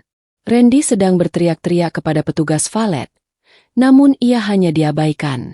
Ibu Sukma terduduk di trotoar yang basah, menutupi kepalanya dengan kain kebaya yang kini kotor penuh lumpur. Vania sedang meratapi sepatunya yang patah, menangis terseduh-seduh sambil memeluk lengan Randy yang sudah tidak lagi memiliki nilai apapun untuk diperebutkan. Mereka terlihat begitu kecil, begitu menyedihkan, begitu pas berada di tempat itu. "Sopir, antar aku ke penthouse," ucapku tenang kepada pria yang membukakan pintu mobil. Aku menyandarkan kepalaku di kursi belakang yang empuk, menutup mataku sejenak untuk meresapi kemenangan ini. Besok pagi, kabar tentang kebangkrutan Randy akan menyebar seperti api di seluruh media bisnis. Seluruh aset mereka telah kupastikan tersita oleh bank sebagai jaminan utang.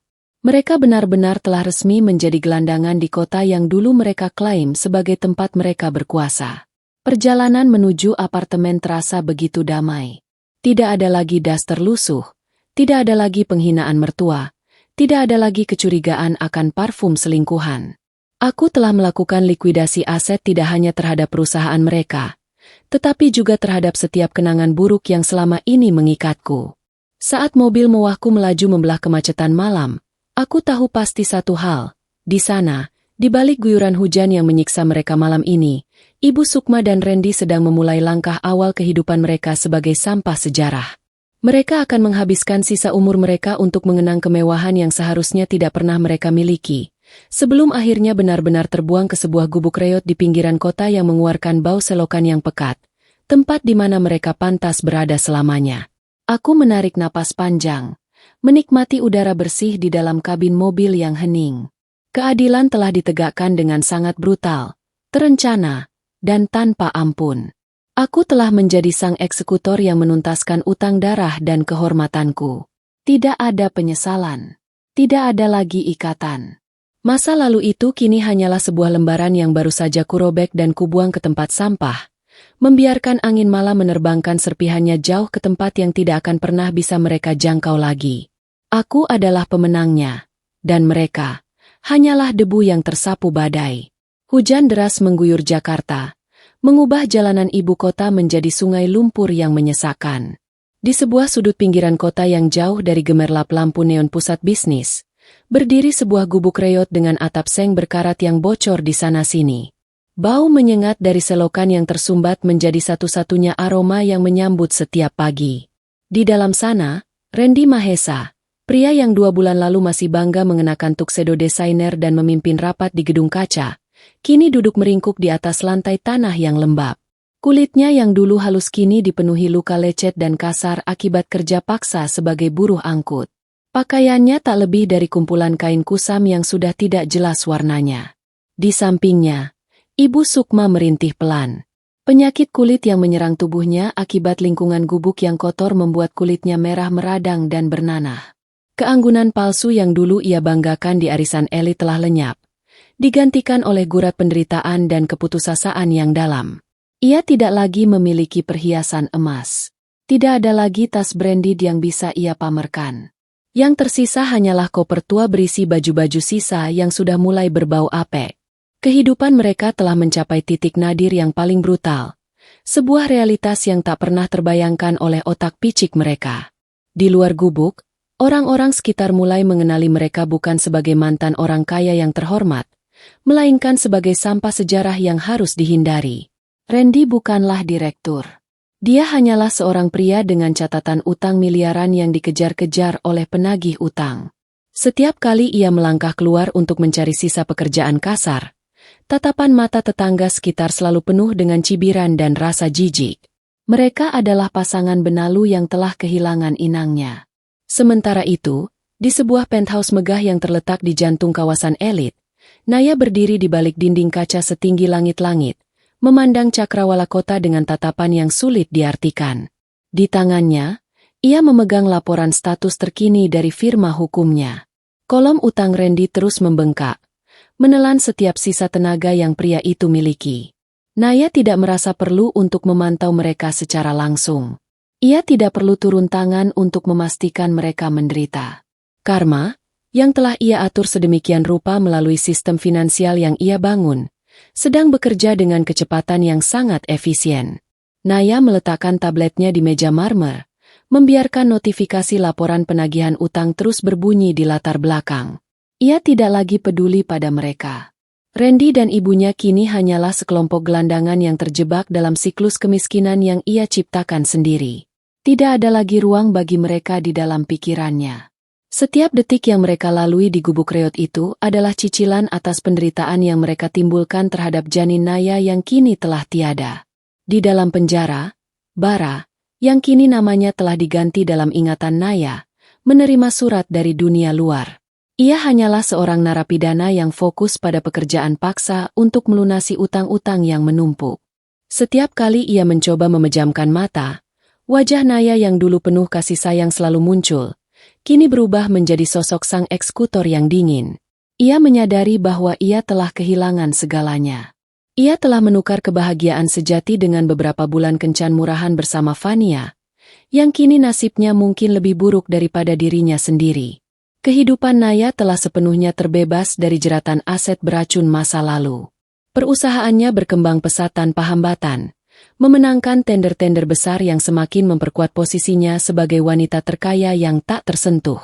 Ia bukan lagi istri yang numpang hidup, bukan lagi menantu yang bisa ditampar. Ia adalah penguasa atas nasibnya sendiri. Di gubuk reot tersebut, Ibu Sukma mulai kehilangan kewarasannya. Ia seringkali terlihat berbicara sendiri, meratapi hilangnya perhiasan dan status sosialnya, menyebut-nyebut nama Naya sebagai penyebab kehancurannya. Ia tidak pernah mengakui kesalahannya sendiri, bahkan di ambang kehancurannya. Randy, di sisi lain, lebih memilih diam. Keheningan itu adalah bentuk penyesalan yang paling sia-sia. Ia tahu bahwa tidak ada jalan kembali. Setiap upaya untuk melarikan diri hanya akan membawanya ke dalam jeratan hukum yang lebih dalam yang telah Naya siapkan melalui gugatan perdata yang tak ada habisnya. Naya tidak merasa perlu untuk menjatuhkan mereka lagi. Mereka sudah jatuh. Mereka telah menjadi parasit yang membusuk di tengah kemiskinan mereka sendiri. Naya telah memenangkan segalanya dengan cara yang paling bersih dan elegan. Ia tidak perlu menyentuh mereka. Ia tidak perlu melukai mereka lagi. Biarkan takdir dan sistem yang telah ia desain sendiri yang menuntaskan sisanya. Malam itu, hujan masih terus turun, membasahi atap seng berkarat gubuk itu dengan irama yang menyedihkan. Randy memeluk ibunya, mencoba mencari kehangatan di tengah udara yang sedingin es. Tidak ada lagi harapan. Hanya ada kenyataan bahwa mereka telah kehilangan rumah, kehilangan uang, dan yang paling utama, mereka telah kehilangan kemanusiaan mereka sendiri. Di balik tembok tinggi penthouse-nya, Naya memejamkan mata. Untuk pertama kalinya setelah bertahun-tahun, ia bisa tidur dengan nyenyak tanpa bayangan pengkhianatan yang menghantui. Kehancuran mereka adalah kemenangan bagi Naya, namun bukan kemenangan yang ia rayakan dengan sorak-sorai. Itu adalah kemenangan yang tenang, kemenangan yang menandakan bahwa ia telah berhasil menghapus masa lalunya yang beracun hingga ke akar-akarnya. Ia kini berdiri tegak di jalan baru, jalan yang tidak akan pernah bisa dijangkau lagi oleh orang-orang yang dulu mencoba menghancurkannya. Hujan yang mengguyur Jakarta malam itu seakan enggan berhenti, menyisakan hawa dingin yang menusuk hingga ke sumsum tulang. Di bawah jembatan layang yang gelap dan pengap, Ibu Sukma duduk meringkuk di atas tumpukan kardus yang sudah basah kuyup. Tubuhnya yang dulu terbungkus sutra mahal, kini hanya terbalut kain lapis sisa yang tak lagi bersih. Ia menggigil hebat. Suaranya parau saat meracau tentang arisan mewah dan tas-tas branded yang kini hanyalah angan-angan kosong. Tak ada lagi yang memanggilnya, Ibu Ketua. Tak ada lagi yang berebut mencium tangannya. Ia hanyalah seorang wanita tua yang malang. Seorang gelandangan yang terpinggirkan oleh kerasnya tembok beton ibu kota. Di dekatnya, Randy terkapar tak berdaya. Wajah yang dulu sering menghiasi majalah bisnis sebagai CEO visioner, itu kini lebam dan penuh dengan goresan kasar. Pekerjaannya sebagai buruh angkut harian hanya menyisakan rasa sakit di setiap inci ototnya yang seringkali tak terbayar layak oleh para mandor yang juga merendahkannya. Ia bukan lagi sang direktur. Ia adalah sampah sejarah yang mencoba bertahan hidup dengan sisa-sisa tenaga. Setiap kali ia mencoba memejamkan mata, bayangan Naya, dengan segala ketenangannya yang mematikan, selalu hadir, seolah menertawakan kehancurannya dari balik tirai emas yang kini telah dirampas kembali. Fania, sang pelakor murahan yang dulu begitu bangga memamerkan kehidupan glamornya, kini tak lagi tampak di sekitar mereka.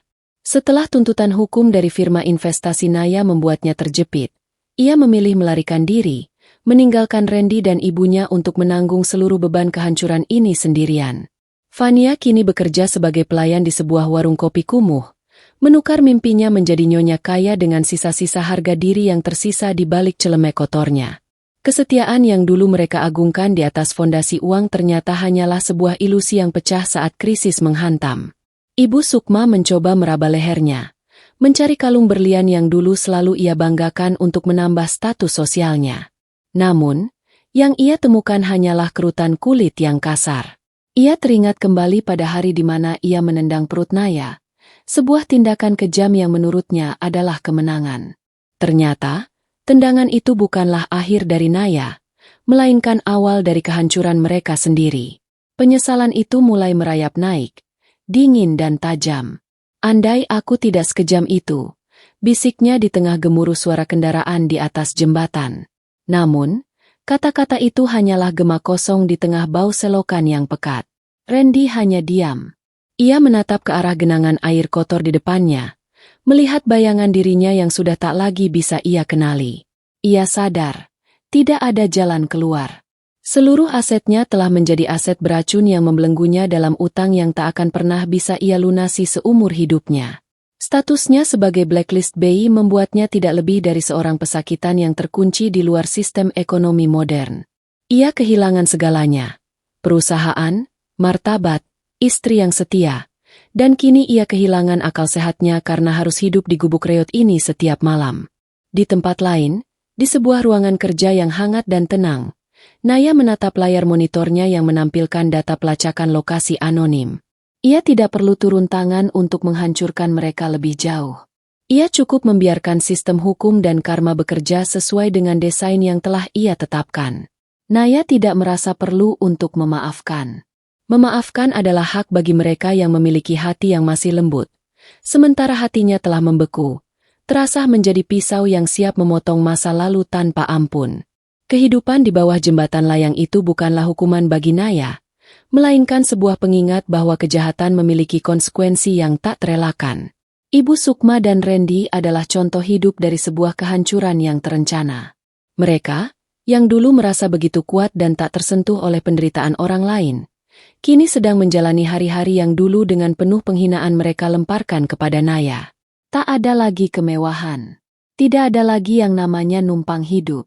Hanya ada realita brutal yang setiap hari semakin menekan mereka ke dasar paling bawah dari kehidupan manusia. Ibu Sukma mencoba untuk berdiri, namun kakinya yang lemas dan kotor tak lagi sanggup menopang berat badannya yang sudah menyusut. Ia jatuh kembali ke atas kardus basahnya. Air mata penyesalan yang pahit mulai mengalir di wajahnya yang penuh noda lumpur. Ia tidak lagi peduli pada arisan, tidak lagi peduli pada status sebagai anggota keluarga Mahesa yang terhormat. Yang ia inginkan hanyalah sebuah tempat tidur yang kering dan sedikit makanan yang tidak beraroma sampah. Namun, semua itu telah hilang bersamaan dengan kesombongan yang dulu mereka bangun dengan uang milik Naya. Randy menatap ibunya dengan tatapan yang kosong. Ia tidak mampu lagi memberikan penghiburan karena ia sendiri telah hancur. Mereka berdua terdampar. Menjadi parasit bagi diri mereka sendiri di tengah kota yang sibuk melaju tanpa peduli pada kehancuran nasib mereka. Dunia di atas jembatan layang itu terus berputar. Orang-orang sibuk dengan urusan mereka, sama sekali tidak menyadari bahwa di bawah mereka, dua orang yang dulunya merasa sebagai pemilik kota, kini terperosok ke titik terendah dari kemanusiaan. Karma, seperti yang diprediksi Naya, tidak pernah bekerja lambat bagi mereka yang pantas mendapatkannya. 5 tahun berlalu. Jakarta telah berubah, namun di puncak menara kaca di kawasan Sudirman, pandanganku tetap sama, tajam, dingin, dan tak tergoyahkan. Aku berdiri di balik dinding kaca penthouseku yang menghadap langsung ke kerlap-kerlip lampu kota yang kini tunduk di bawah kakiku. Di usia 34, aku bukan lagi Naya yang memeluk daster lusuh di kamar pelayan. Aku adalah pemegang kendali mutlak dari PT Larasati Investama, sebuah konglomerasi yang telah melampaui semua target yang pernah kubayangkan dalam proyeksi bisnisku. Keberhasilanku bukan sekadar tentang angka-angka di dalam portofolio atau besarnya capital gain yang masuk ke rekening pribadiku. Keberhasilanku adalah tentang keberanian untuk merobohkan fondasi beracun dan membangun struktur baru yang bersih, tegak, dan tak tertembus oleh nafsu serakah siapapun. Yayasan filantropi yang kudirikan kini menjadi mercusuar bagi ribuan wanita yang dulunya terjebak dalam pernikahan beracun. Aku memberikan mereka modal, pendidikan, dan harga diri, sesuatu yang pernah dirampas paksa dariku oleh tangan-tangan jahat di masa lalu. Aku tidak pernah mencari cinta lagi. Cinta hanyalah bentuk lain dari kerentanan yang telah kucoret dari kamus hidupku. Namun, kehidupan memiliki caranya sendiri untuk memberikan kejutan. Di sebuah konferensi arsitektur internasional di Jenewa, aku bertemu dengan Adrian. Dia adalah seorang arsitek lanskap dari Swiss yang tenang, cerdas, dan yang terpenting, ia tidak memandangku sebagai trofi atau mesin uang. Dia memandangku sebagai mitra yang setara, seorang wanita yang memiliki kedalaman intelektual dan ketangguhan yang ia kagumi. Hubungan kami tumbuh dari rasa hormat yang mendalam, sebuah ikatan yang tidak dibangun di atas manipulasi atau kepalsuan, melainkan di atas integritas. Namun, di tengah kesuksesan ini, laporan rutin dari Bapak Hermawan tetap datang setiap bulan. Baris kecil di bagian bawah laporan selalu menarik perhatianku, sebuah pengingat akan masa lalu yang sudah terkubur. Status utang Randy Mahesa. Utang itu terus menumpuk, dipupuk oleh bunga majemuk yang tak terbayarkan, memastikan bahwa Randy tidak akan pernah benar-benar bebas dari jeratanku. Ia dijadwalkan untuk tetap hidup dalam bayang-bayang utang seumur hidup, bekerja kasar untuk mencicil angka yang tak akan pernah mencapai titik nol. Randy, yang dulu sombong dan merasa sebagai dewa bisnis, kini hanyalah seorang petugas kebersihan di sebuah pusat perbelanjaan pinggiran kota. Ia hidup di kontrakan sempit, menghabiskan sisa hidupnya dalam penyesalan yang membakar. Ia bukan lagi sang CEO, ia hanyalah seorang pria yang berjuang sekadar untuk makan, bayangan pucat dari dirinya yang dulu pernah angkuh. Ibu Sukma telah lama menemui ajalnya. 2 tahun setelah ia terpaksa tinggal di panti jompo sederhana yang secara anonim kubiayai agar ia tidak benar-benar mati kelaparan di jalanan, ia meninggal dalam kesunyian. Tidak ada warisan, tidak ada status terhormat, dan yang paling penting, tidak ada Bara atau Randy di sisinya.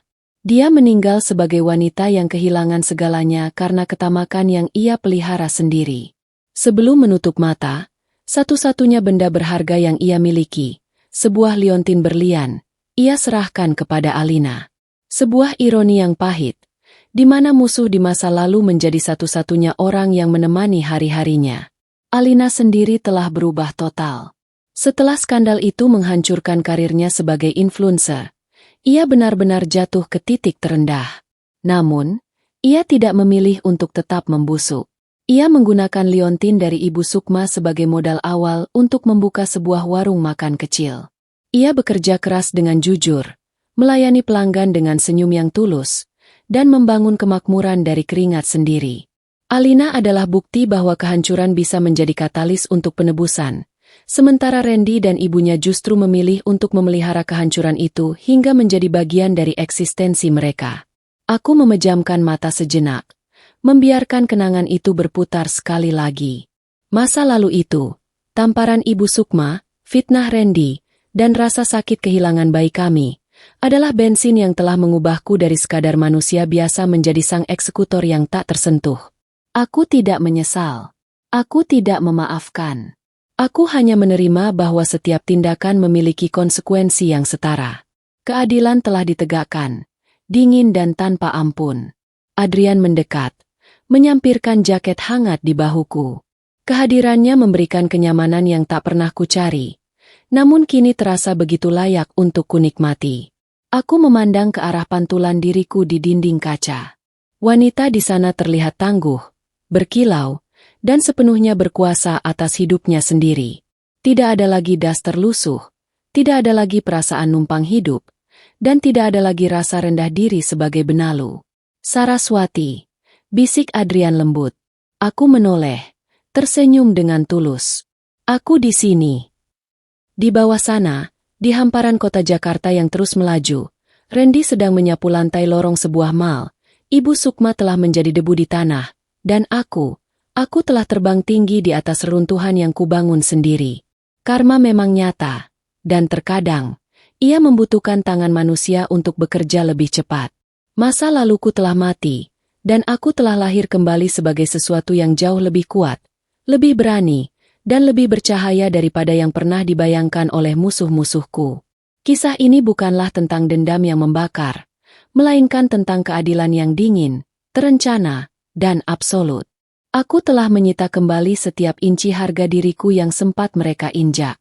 Kini, saat aku menatap masa depan yang cerah bersama Adrian, aku sadar bahwa satu-satunya orang yang berhak menuliskan akhir dari naskah hidupku adalah diriku sendiri. Aku adalah penguasa atas nasibku. Dan mereka?